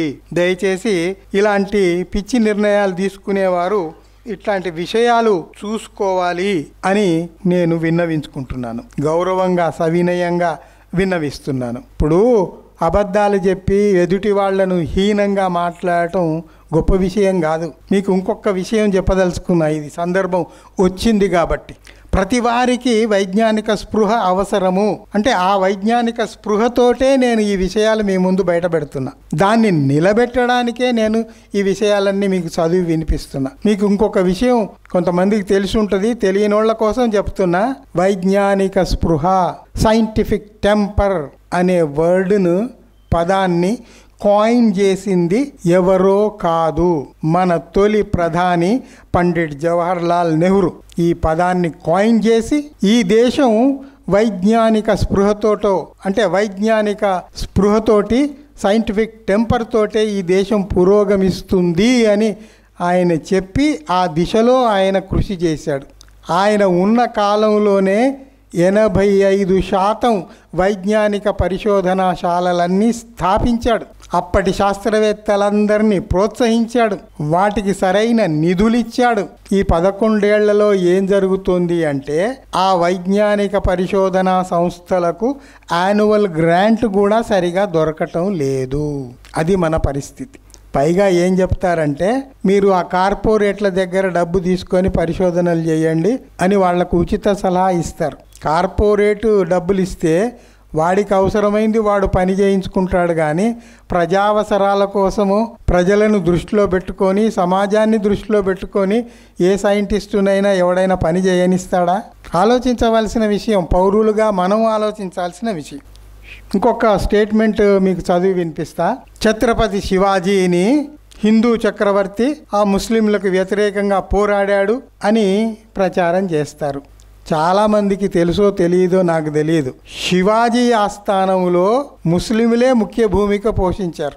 ఔరంగజేబు ఆస్థానంలో హిందువులు ముఖ్య భూమిక పోషించారు. ఆ రాజస్థాన్ రాజులందరూ అక్కడ మొఘల్ చక్రవర్తుల ఆస్థానంలో ఉన్నత పదవుల్లో ఉన్నారు. ఇక్కడేమో శివాజీ హిందూ అంటున్నారు, ఆయన ఆస్థానంలోనే ముస్లింలు అధికారులు. అక్కడ ముస్లిం చక్రవర్తి అంటున్నారు, కానీ అధికారం నడిపించేదంతా హిందువులు. మీకు తెలుసు మొఘలు చక్రవర్తులు దాదాపు అందరూ ఆ రాజస్థాన్ నుంచి రాణుల్ని తెచ్చుకున్నారు. మీరు చదివే ఈ మొఘల్ చక్రవర్తులందరికీ తల్లులు కానీ చిన్నమ్మలు కానీ పెద్దమ్మలు కానీ అందరి హిందువులే. ఎందుకంటే ఆ వైవాహిక బంధం అట్లా మొఘలులకు రాజస్థానీయులకు అట్లా బలపడింది ఆ రోజుల్లో. సో నేను ఒక విషయం ఏం చెప్పదలుచుకున్నాను అంటే ఛత్రపతి శివాజీ ఇచ్చిన ఒక స్టేట్మెంట్ ఇట్లా ఉంది, చూడండి, మీరు ఆలోచించమని నేను కోరుతున్నా. ఈ సువిశాలమైన దేశాన్ని అక్బర్ చక్రవర్తి తన 52 ఏళ్లలో ఎంతటి సంయమనముతో సహనంతో పరిపాలించాడంటే హిందూ ముస్లిం సిక్ ఇసాయి మాత్రమే కాదు, విదేశాల నుండి వచ్చిన డచ్ పోర్చుగీస్ అరబ్ దేశాల వారిని బ్రాహ్మణులు శూద్రులు అని తేడా చూపకుండా సమభావంతో సమాన స్థాయినిచ్చి గౌరవంగా చూసుకున్నాడు. ఆ 52 ఏళ్ల పాలనలో ప్రజలనందరినీ దయా దాక్షిణ్యాలతో చూసుకున్న కారణంగానే పౌరుల దృష్టిలో ఆయన అక్బర్ అయ్యాడు. అక్బర్ అంటే అర్థం అత్యున్నతమైన, ద గ్రేట్ అని అర్థం. ప్రజలు ఆయనను జగద్గురు అని వ్యవహరించారు. అందుకే ఆయన ఎటు చూస్తే అటు విజయాలు దరిచేరేవి. అంత బ్రాడ్ హార్టెడ్గా ఉండేవారు. ఇంకొకటి ఏమన్నారు, ఖురాన్ ఈశ్వరవాణి అన్నాడు. ఖురాన్ ముస్లింలది కాదు, అది ఈశ్వరవాణి. అల్లా ముస్లింలకే పరిమితం కాదు, ఈ విశ్వానికే ఈశ్వరుడు అని చెప్పబడింది. అందువల్ల హిందూ ముస్లిం అంతా ఒక్కటే. రామాయణ మహాభారతాలన్నింటినీ ఫార్సీలోకి అనువాదం చేయించుకొని విని, ఆయనకు చదువు రాదు అక్బర్కు, అంత పెద్ద చక్రవర్తి చదువుకోలేదు, స్వయంగా చదవలేడు. అందువల్ల అనువాదాలు చేయించి వాళ్ళతో చదివించుకొని అర్థాలు చెప్పించుకున్నాడు. ప్రపంచంలో ఎవ్వరూ చెయ్యనివి ఒక పని చేశాడండి.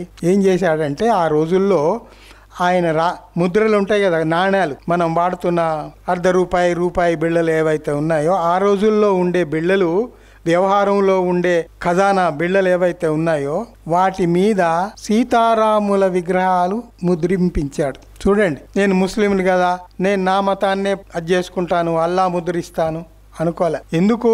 సీతారాములు అంటే 80-85% హిందువులు ఉన్నారు ఇక్కడ, వాళ్ళ ఆరాధ్య దైవం సీతారాములు, కాబట్టి వాళ్ళకి ఇష్టమైంది మనం చేద్దాము అని.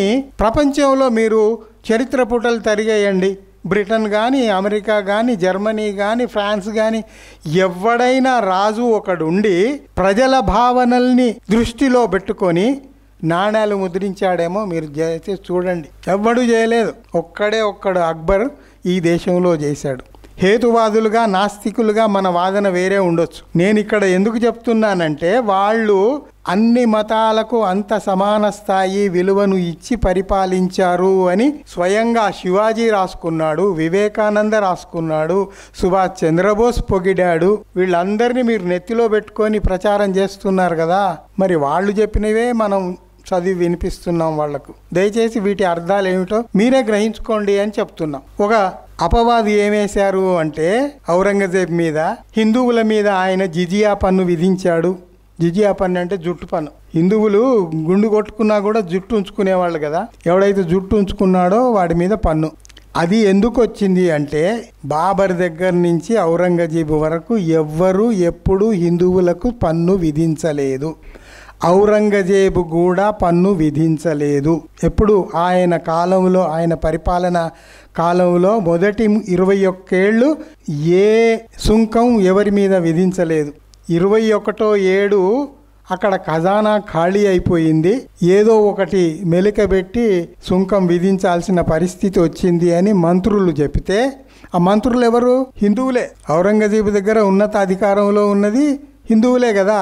చెబితే తప్పనిసరైన పరిస్థితిలో ఖజానా ఖాళీ అయిపోయిందన్న విషయం గ్రహించి మరి ఆ మైనారిటీల మీద, కొద్ది శాతం ఉన్న వాళ్ళ మీద, క్రిస్టియన్ల మీద, జైనుల మీద, బౌద్ధుల మీద వేస్తే ఏం డబ్బులు వస్తాయి? ఏమి రావు. అధిక శాతం ఉన్నవాళ్ళు ఇక్కడ హిందువులు కాబట్టి హిందువుల మీద వేస్తే కొంచెం ఎక్కువ డబ్బులు వస్తాయి, కొంచెం ఖజానా నిండుతుంది అని 22వ ఏట చివరి దశలో అప్పుడు ఆ జిజియా పన్ను విధించాడు. ఆ మాత్రం దానికి ఆ తర్వాత ఆయన కొద్ది కాలానికే వెళ్ళిపోయాడు. కొన్ని సత్యాల్ని మనం దృష్టిలో పెట్టుకోవాలి. యూరప్ అని మనం ఈరోజు అంటున్నాం, కానీ మొఘలుల కాలంలో ఈ దేశంలో నగరాల సంఖ్య ఎక్కువ. Please note this point. Europe దేశాల్లో ఎక్కడ ఇండియాలో ఉన్న నగరాలు అక్కడ ఉండేవి కావు, భారతదేశంలోనే నగరాలు ఉండేవి. హైవేస్ అన్నీ ఇక్కడే వాళ్ళు వేయించినవే. ఇప్పుడు మనకు తెలుసు, మన దేశానికి డచ్ వాడు, పోర్చుగీస్ వాడు, అన్ని దేశాల వాళ్ళు గోడల మీద విపరీతంగా వచ్చారు కదా ఆ రోజుల్లో. మీరు ఆ పాండిచేరి వైపు పోతే మీకు ఇంకా అక్కడ ఫ్రెంచ్ కాలనీలు, పోర్చుగీస్ కాలనీలు కనబడతాయి. ఎప్పుడో 100 ఏళ్ల కింద వచ్చి అక్కడ సెటిల్ అయ్యి కాలనీలు ఏర్పడి ఇక్కడే సెటిల్ అయిపోయారు. అంతమంది అప్పుడు ఎందుకు వచ్చారయ్యా మొఘలుల టైంలో? అంటే రోడ్లు బాగా లేకపోతే వస్తాడా ఎవడన్నా? సౌకర్యాలు లేకపోతే వస్తాడా? ఇక్కడ నగరాలు, వసతులు లేకపోతే ఎవడైనా వస్తాడా? ఎందుకు వచ్చారు మరి అంటే వాళ్ళు పత్తి పంటను ప్రోత్సహించారు. పత్తి పంట ప్రోత్సహించటం వల్ల వస్త్రాలు బాగా ప్రొడ్యూస్ అయ్యాయి. ముఖ్యంగా మఖ్మల్ లాంటి, మఖ్మల్ అంటాం కదా, మొఘలుల కాలంలో ఆ మఖ్మల్ అనేది చాలా పాపులర్. ప్రపంచవ్యాప్తంగా ఆ మఖ్మల్ కోసము పడి వచ్చేవాళ్ళు. వస్త్ర వ్యాపారము, ముఖ్యంగా మఖ్మల్ వ్యాపారం కోసం ఇన్ని దేశాల నుండి వచ్చేవాళ్ళు. ఇంకా చాలా ఉన్నాయి, ముత్యాలు లాంటివి. సో ఇంత వ్యాపారం ఇంత జరుగుతున్నప్పుడు వీళ్ళు ఈ దేశాన్ని దుర్మార్గంగా పరిపాలించారు, అఘాయిత్యాలు చేశారు అని ఎట్లా చెప్తారు? దయచేసి మీరు మణిపూర్ మారణకాండ గురించి, గుజరాత్ అల్లర్ల గురించి పాఠాలు పెట్టండి. మీకు ఆ ధైర్యం ఉందా? ధైర్యం ఉంటే పెట్టి చూపెట్టాలి. యూపీఏ గవర్నమెంట్ అప్పుడు ఎమర్జెన్సీ మీద పాఠం పెట్టారు, పిల్లలకు చెప్పారు. మీరెందుకు పెట్టరు? మేము ఈ దేశంలో ఆడవాళ్లను నగ్నంగా వీధుల్లో తిప్పి హింసించాము అని రాసుకోండి. మణిపూర్లో చేశారు కదా, మీరు చేసిందే ఆడ రాసి పిల్లలకు చెప్పండి ధైర్యం ఉంటే. నోర్లు పెగలవు.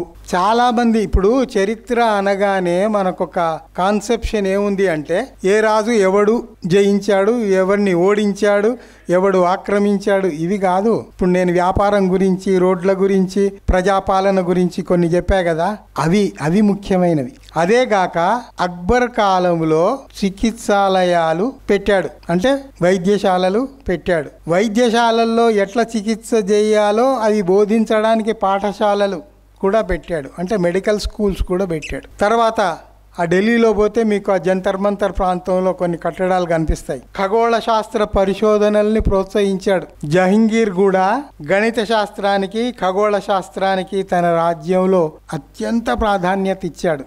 అంటే దీనివల్ల ఏమర్థం అవుతుంది? సైన్సు ఆ రోజుల్లో కూడా ప్రారంభ దశలో మొదలైంది. వాళ్ళు బీజాలు వేసిపోతే తర్వాత కాలంలో అది అభివృద్ధి చెంది ఇప్పుడు ఇస్రో దాకా, నెహ్రూ కాలంలో ఇస్రో దాకా వచ్చాం. మొన్న ఒక సంఘటన జరిగింది. మొన్న ఇస్రో ఒకటి ప్రయోగిస్తే అది ఫెయిల్ అయింది. అది ఫెయిల్ కాగానే ఇక్కడ శాస్త్రవేత్తల జీతాలు అందరి కట్ అయిపోయినాయి. ఇప్పుడు ప్రయోగాలు చేస్తారండి, ఒకటి ఫెయిల్ అయితే వాడు బతుకు అది దాని మీద, వాడి జీతాలు కట్ చేస్తే వాడు ఏం చేస్తాడు? ప్రయోగం చేస్తారు, అది ఫలిస్తుంది, ఓసారి ఫెయిల్ కూడా కావచ్చు. అవగాహన లేకపోవటం. అవగాహన ఉన్నవాడు అట్లాంటి పనులు చేయడు. ఇప్పుడు ఇక్కడ మనకు జరుగుతున్నది ఏమిటంటే, మొఘలులు రాకముందు చిన్న చిన్న రాజ్యాలు ఉండేవి.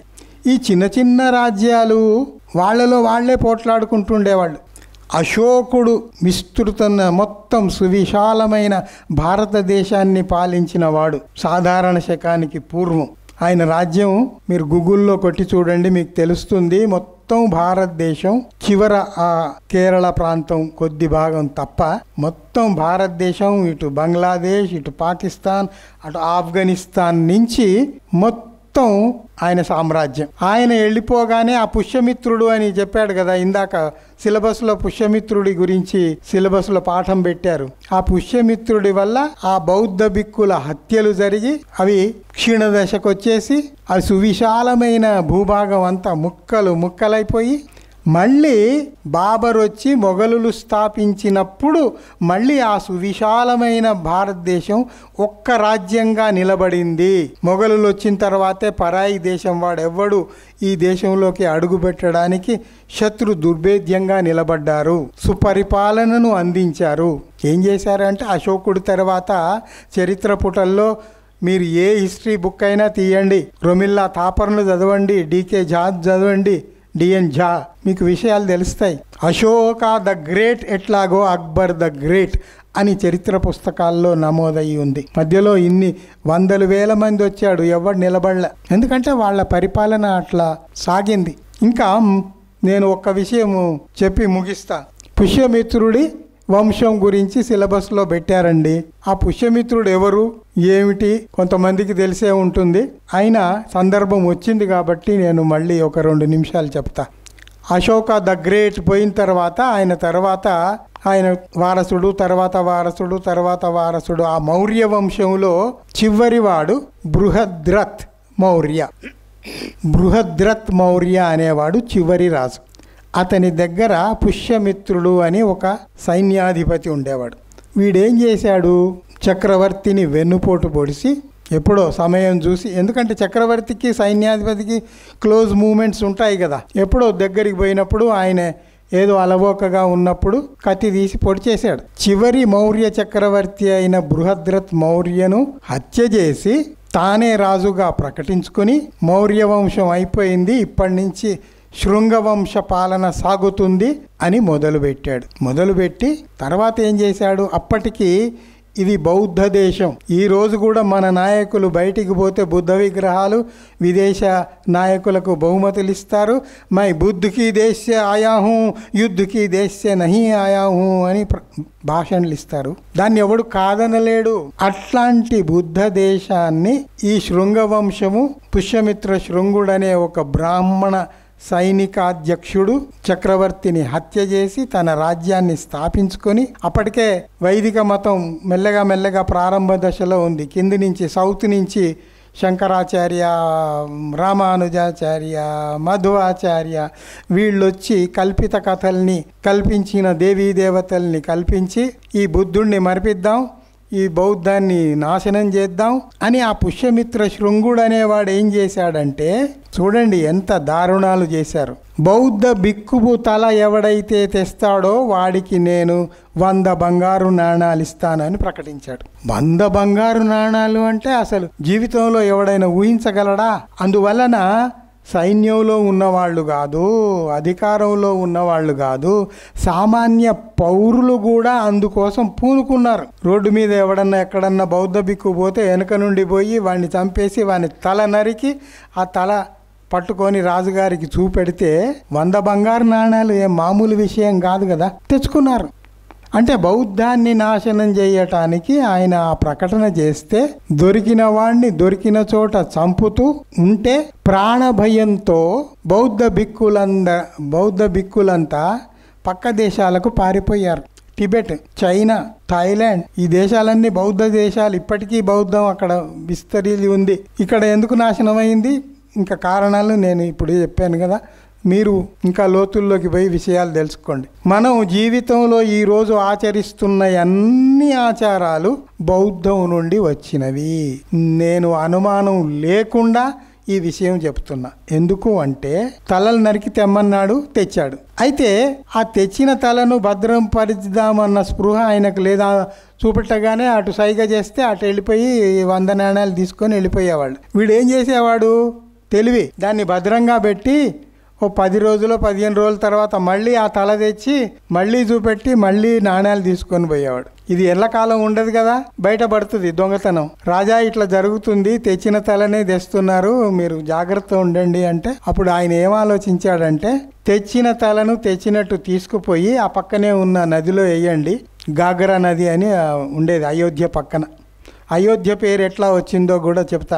అయోధ్య కాదు, అది అయుద్ధ. ఇప్పుడు రాజును చక్రవర్తిని పొడిచి చంపాడు, యుద్ధం జరగలేదు. ఏం ప్రకటించుకున్నాడు అంటే నేను యుద్ధం లేకుండా ఈ నగరాన్ని స్వాధీనం చేసుకున్నాను, దీని పేరు అయుద్ధ అన్నాడు. అయిపోయింది. అంతకుముందు దాని పేరు సాకేత్. మన హిందువుల ప్రకారము సాకేత్ పురవాస అని పాటలు అవన్నీ ఉన్నాయి, శ్రీరాముణ్ణి అంటగట్టి.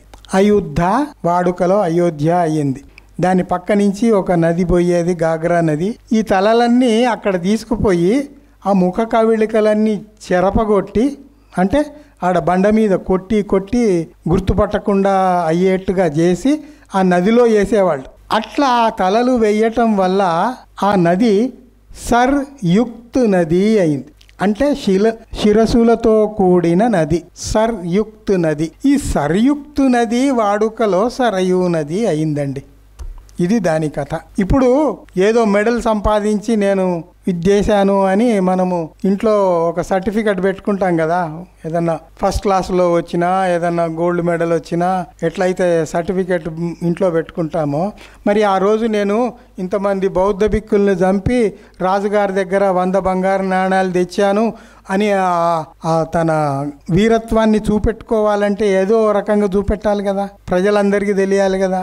అందుకని వీళ్ళు ఏం చేసేవాళ్ళు అంటే తల ఆకారంలో ఉండే ఒక గుమ్మడికాయ తెచ్చి ఇంటి ముందు కట్టుకునేవాళ్ళు. ఎవడి ఇంటి ముందు గుమ్మడికాయ ఉంటే వాడు బౌద్ధ భిక్కుల్ని చంపి బంగారు నాణ్యాలు తెచ్చుకున్నాడు అని ప్రకటించుకోవటం అన్నమాట. సో ఇంకా లోతుల్లోకి పోతే అనేక అంశాలు మనకు, ఎందుకంటే 1000-1500 ఏళ్ళు ఈ దేశం బౌద్ధ దేశంగా వర్ధిల్లింది కాబట్టి మన ఆచారాలు సంప్రదాయాలు అన్నీ అక్కడి నుంచే వచ్చాయి. కానీ వైష్ణవ మతం వాడుకలోకి వచ్చాక బౌద్ధాన్ని నాశనం చేస్తూ వైదిక మతం ఎట్లయితే రిప్లేస్ చేయబడిందో, అబద్ధాల కథలతో కల్పిత గాథలతో ఎట్లయితే రిప్లేస్ అయిందో, వీటికి కూడా కథలన్నీ మార్చారు. ఆ శిరస్సును పలగొట్టడమే కొబ్బరికాయలు కొట్టడం. ప్రతి పూజకు కొబ్బరికాయలు కొట్టడము అంటే అక్కడ నది ఒడ్డున శిరస్సు తలలు పలగొట్టి మొహం కవళికలు లేకుండా చేస్తారు కదా, చేశారు కదా. అప్పుడు దానికి సింబాలిక్గా ఇక్కడ కొబ్బరికాయలు కొట్టడం. ఇప్పుడు తల తీయటాలు తల పగలగొట్టడాలు చేయలేరు కదా. అందువల్ల ఆ సంప్రదాయాన్ని వైదికులు అట్లా మార్చి ప్రతి పూజలో కొబ్బరికాయ కొడితే అది సరిపోతుందండి అని ఎవడో చెప్పాడు, అది పాటిస్తున్నాం. ఆ గుమ్మడికాయ ఎందుకండి అంటే అది దిష్టి తగలకుండా మేము కట్టుకుంటాంలేండి అని చెప్పుకున్నారు. అది అట్లాగా నడుస్తుంది. అసలు కారణం ఏముంది అనేది ఎవడు మనకు చెప్పడు. అయితే ఇవన్నీ దాగాగా జిజ్ఞాసువులు ఎవరైతే ఉన్నారో వాళ్ళు చరిత్ర పొరల్లోకి పోతారు, భూమి పొరల్లోకి పోతారు. ఎక్కడ సత్యం ఉంటే వాటిని పట్టుకొని వస్తారు. కొంతకాలం మరుగున పడవచ్చు, ఎల్లకాలం మరుగున పడవు. మీరు ఈరోజు సైన్స్ అంశాలు మార్చుకుంటారు, చరిత్ర అంశాలు మార్చుకుంటారు, మీ ఇష్టం వచ్చిన పిట్ట కథలు చెప్తారు అంటే చెప్పుకోండి ఎంతకాలం. ఇప్పుడు ఇంతమంది వేల మంది మత పెద్దలు వచ్చారు ప్రపంచవ్యాప్తంగా. వస్తే మాత్రం ఈ దేశంలో చార్వాకులు పుట్టకుండా ఉన్నారా?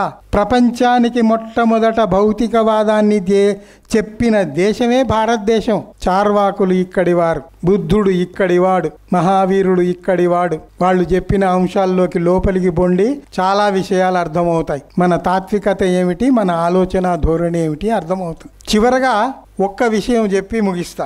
ఏమిటి అంటే, నేను బయాలజీ విద్యార్థిని, కవిని, రచయితను కాబట్టి కాబట్టి కొన్ని తపనతో కొంత చరిత్రలోకి, ఆంథ్రపాలజీలోకి, నాకు తెలియని అంశాల్లోకి కూడా ఒక సవినయంగా నేర్చుకునేవాళ్ళలాగా, ఒక పిల్లవాళ్ళలాగా దాని ముందు కూర్చొని అధ్యయనం చేసి నేర్చుకొని నమస్కారం చేసి నిజాలు తెలుసుకునే పనిలో ఉన్నా.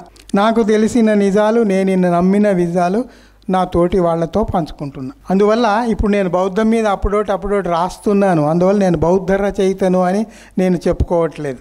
అయితే నేను కొంత పరిజ్ఞానం సంపాదించిన తర్వాత, లోతుల్లోకి పోయిన తర్వాత బుద్ధుడు ఒక్క విషయములో నిలబడతాడు. క్రీస్తు పూర్వం ఎప్పటివాడు ఇప్పటి వరకు ఉన్నాడు, ఇంకా భవిష్యత్తులో కూడా ఉంటాడు. ఎందుకు ఉంటాడు? ఆయన చెప్పిన బోధనలు, శీలం ఉండాలి అన్నాడు, అబద్ధం ఆడొద్దు అన్నాడు, నీ మీద నువ్వు ధ్యాస పెట్టుమన్నాడు, మనిషి కేంద్రంగా పనులు చేయమన్నాడు. ఇవన్నీ చాలా ఉన్నాయి. అన్నింటిలోకి నాకు నచ్చిన ఒక్కటి కార్యకారణ సిద్ధాంతం. ప్రతి పని జరగటానికి ఒక కారణం ఉంటుంది అన్నాడు. ఈ భూమి ఏర్పడింది, గ్రహాలు ఏర్పడ్డాయి, కారణం ఉంది. అవి అన్వేషించండి. ఇన్ని జీవరాశులు ఇట్లా పెరుక్కుంటూ వచ్చాయి, కారణం ఉంది, అన్వేషించండి. న్యూటన్కు అర్థం కాలే ఆ యాపిల్ పండు చెట్టు మించి కిందనే ఎందుకు పడింది, గాల్లో ఎందుకు ఎగరలేదు. కారణం ఉంది. నీకు దుఃఖం ఉంది, దానికి కారణం ఉంది, కారణానికి నివారణ కూడా ఉంది. అట్లా లోతుల్లోకి పోతే అదే సిద్ధాంతం. వైద్యశాస్త్రం తీసుకోండి, నీకు ఒక రోగం ఉంది, దానికి కారణం ఉంది, దానికి నివారణ ఉంది, అంతే కదా. మూల సూత్రం చెప్పాడు ఆయనే. అందులో నుంచి మీరు పాయలుగా పోతే చాలా విషయాలు అందులో నుంచే ఉన్నాయి. అన్నేళ్ల కింద బుద్ధుడు చెప్పినప్పుడు న్యూటన్ లేడు, డార్విన్ లేడు, బేకన్ లేడు, ఎవడు లేడు. అసలు ఎవడికి ఏ జ్ఞానమూ లేదు. ప్రపంచమే అంధకారంలో ఉంది. అట్లాంటప్పుడు ఆ అడవిలో తిరుగుతూ ఆ చెట్ల కింద కూర్చొని ఆయన ఆలోచించి, మరి ఎంతటి మేధావి అయితే దీన్ని ఎవ్వడూ సృష్టించలేదు, దీనికి కారణం ఉంది, ప్రతిదానికి ఆ కారణం వల్ల అది జరుగుతూ ఉంది, దాన్ని మనం అర్థం చేసుకోవాలి అన్నాడు. నీకు, నీ పర్యావరణానికి, నీకు, ఇతర జంతువులకు, నీకు, ఇతర మనుషులకు, నీకు నీతో ఉన్న సంబంధం, అవి అర్థం చేసుకుంటే నీకు విషయం అర్థం అవుతుంది అన్నాడు. ఏదో సూపర్ నేచురల్ పవర్ ఉంది అని ఆయన ఎప్పుడూ చెప్పలే. ఆయన ఆ ఒక్క సిద్ధాంతం చెప్పినందుకే డార్విన్ వచ్చాడు. ఈ జంతువుల్లోకి ఎట్లా మారింది, ఆ కారణం ఏమిటి అనేది ఆయన అన్వేషణకు పోయాడు. ఈ భూమి ఆకర్షణ శక్తి దీనికి ఎట్లా ఉంది, దీన్ని కనుక్కుందామని న్యూటన్ వచ్చాడు. సో ఈ రోజు వరకు 100 ఏళ్లుగా యూరోప్ సైంటిస్టులైనా, భారత వాళ్ళైనా, చైనా శాస్త్రజ్ఞులైనా, ఏ దేశపు శాస్త్రజ్ఞులైనా చేస్తున్నది పరిశోధనలన్నీ ఆ కారణాన్ని కనుక్కోవటానికే కదా. ఆయన ఆ మూల సూత్రం చెప్పాడు కాబట్టే దానికి విస్తరించుకుంటూ పోతున్నాం. మీరు దీన్ని అన్వయించుకుంటూ పోండి, అన్నిటికీ అన్వయించుకోవచ్చు. మార్క్స్ చెప్పింది అదే. వాడెందుకు బాగా ధనవంతుడిగా ఉన్నాడు, వీడికి ఎందుకు తిండి లేదు, రోడ్ల మీద ఎందుకున్నాడు, ఈ అంతరం ఏమిటి? కారణం ఉంది. ఆ కారణాన్ని కనుక్కుంటే మనకు విషయం తెలుస్తుంది. మీరు ఏ విషయమైనా తీసుకోండి, అది కార్యకారణ సంబంధం అనే మూల సూత్రంతో ఆధారపడి ఉంది. అన్ని ఫిలాసఫీస్ అందులో నుంచే వచ్చాయి, అన్ని థియరీస్ అందులో నుంచే పుట్టుకొచ్చాయి. మీరు లోతుల్లోకి పోయినా కొద్దీ అది కళ్ళకు స్పష్టంగా కనబడుతుంది. అందుకే ఆయన ఏమన్నాడంటే, ఎవడికి ఎవడో జ్ఞానం ఇయ్యటం కాదురా బాబు, నీకు నువ్వే ఒక జ్ఞానదీపమై వెలగాలి. ప్రతి మనిషికి ఆయన ఒక సూచన ఏం చేశాడంటే, you be a human being, you be the light. నీకు నువ్వే వెలుగయ్యి ప్రకాశిస్తూ ఉంటే నీ చుట్టూ ఉన్న వాళ్లకు వెలుగు అందుతుంది. ఇప్పుడు నువ్వు జ్ఞానంతో ప్రకాశిస్తుంటే నీ చుట్టూ ఉన్న వాళ్లకు నీ జ్ఞానం అందుతుంది, అంతే కదా. నువ్వే చీకటిగా ముడుచుకొని కూర్చున్నావనుకో, నీ చీకటి వేరే వాళ్లకు చీకటే పంచినందువల్ల లాభం లేదు. వెలుగు పంచితేనే లాభం ఉంది, జ్ఞానం పంచితేనే లాభం ఉంది, అజ్ఞానం పంచినందువల్ల లాభం లేదు. ఇప్పుడు 11 ఏళ్లుగా అజ్ఞానం పంచుతూ ఉన్న మన పెద్దలు మరి ఆలోచించుకుంటే చాలా విషయాలు ఉన్నాయి. ఎవడైతే ప్రశ్నిస్తాడో వాడిని లేపేయటం. ఎంతమంది రచయితల్ని చంపేశారు, ఎంతమంది ఫిలాసఫర్స్ని చంపేశారు, ఎన్ని వేల మంది వాళ్ళకు వచ్చిన అవార్డులు అన్ని గవర్నమెంట్ ముఖాన తిప్పికొట్టారు, అవార్డు వాపసి. ఎన్ని షెహన్బాగులు దేశవ్యాప్తంగా వచ్చినాయి, రైతుల నిరసనలు దేశవ్యాప్తంగా ఎన్ని జరుగుతూ ఉన్నాయి, ఎందుకు ఇంత అన్రెస్ట్, అవి ఆలోచించుకోవాలి కదా.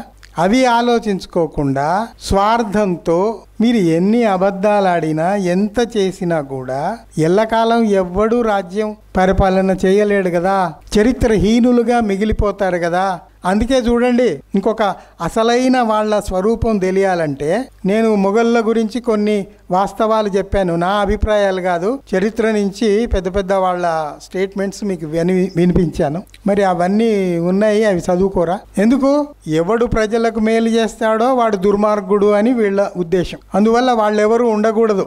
ప్రజాద్రోహులు ఎవడైతే ఉన్నాడో ఆ శృంగవంశం వాళ్ళది పాఠం పెడతారు. బట్టలిప్పుకు తిరిగే కుంభమేళాల గురించి పెడతారు, తీర్థయాత్రల గురించి పెడతారట, పెట్టారు.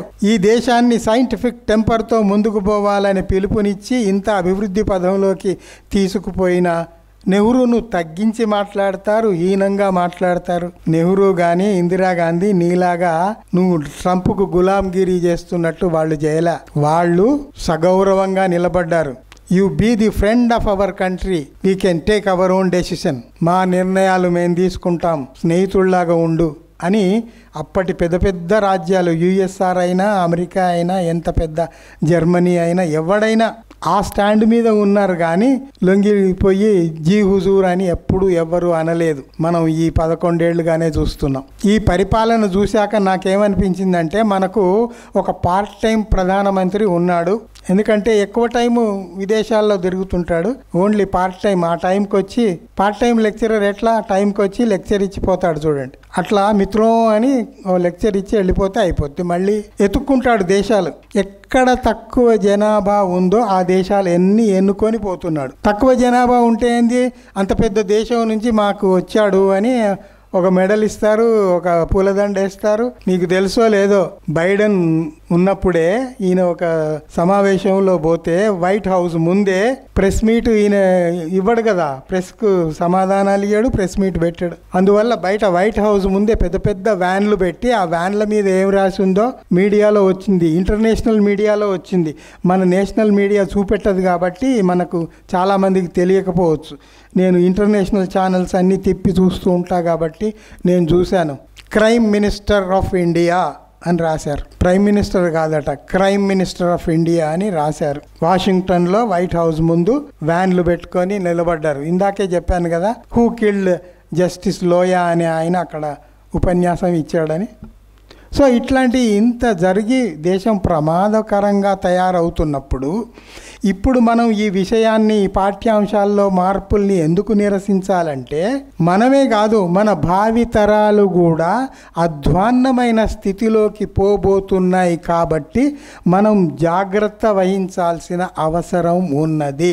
మనల్ని, మన యువతరాన్ని, మన బాలబాలికల్ని అందరినీ ఆవు పేడ, ఆవు మూత్రం దగ్గర ఆపేస్తున్నారు కాబట్టి అది దాటుకొని విజ్ఞానం సాధించే దిశలో మనందరం పయనించాలి. కాబట్టి ఆ విషయం గుర్తు చేద్దామని, మన బాధ్యతను గుర్తు చేద్దామని, మీ అందరితో పంచుకుందామని ఈరోజు వచ్చాను.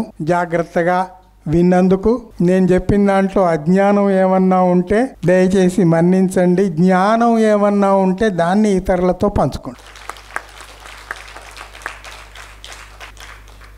అజ్ఞానం ఉంటే ఈ హాల్లోనే వదిలేసిపోండి. అందుకే నేను బుద్ధుడిని ఎందుకు కోట్ చేశానంటే, యూ బీ ది లైట్ అన్నాడు ఆయన. అయ్యా బుద్ధ, మరి నీ తర్వాత ఎవరు నీ వారసుడు అంటే, ఆ ధర్మం అనేది దాన్ని అదే ఎత్తుక్కుంటుంది, అదే నిర్ణయించుకుంటుంది. నేనెవరికో వారసుడుగా రాలేదు కదా, అది నా పని కాదు అన్నాడు. తర్వాత ఏమన్నాడు, యూ బీ ది లైట్, నీకు నువ్వే జ్ఞానదీపంగా అన్నాడు. జ్ఞానదీపం. ఇంకొక విషయం, దీపావళి అనేది జ్ఞానోదయమైన తర్వాత ఆయన రాజధాని నగరానికి తల్లిదండ్రుల్ని, భార్యను, కుమారుణ్ణి చూడటానికి తిరిగి వస్తున్నప్పుడు అంత మహాజ్ఞానిని మేము ఎట్లా స్వాగతించాలి అని ఆ పుర ప్రజలు ఇంటింటికి దీపాలు వెలిగించి ఆహ్వానించారు. అదే ఇప్పుడు దీపావళి అయింది. నరకాసురుడు, సత్యభామ అవన్నీ కట్టుకథలు. నేను అందుకే ఏం చెప్పానంటే, మనం ఆచరిస్తున్న ఆచారాలు అన్నిటికీ అన్ని, సంప్రదాయాలు అన్నింటికి అన్ని బౌద్ధంలో నుంచి వచ్చాయి. అవి లోతుల్లోకి పోతే మనకు అన్ని ఆధారాలు స్పష్టంగా కనబడతాయి. సో నేను ఇప్పుడు మీకు కూడా చెప్పేది అదే, you be the light. Of the society. మీరు ఏ పని చేసినా మనిషి కేంద్రంగా పనిచేస్తూ ఉండండి, మనిషి కేంద్రంగా ఆలోచిస్తూ ఉండండి. మనం అందరం మనిషిని బతికించుకుందాం. అంతే. సెలవు.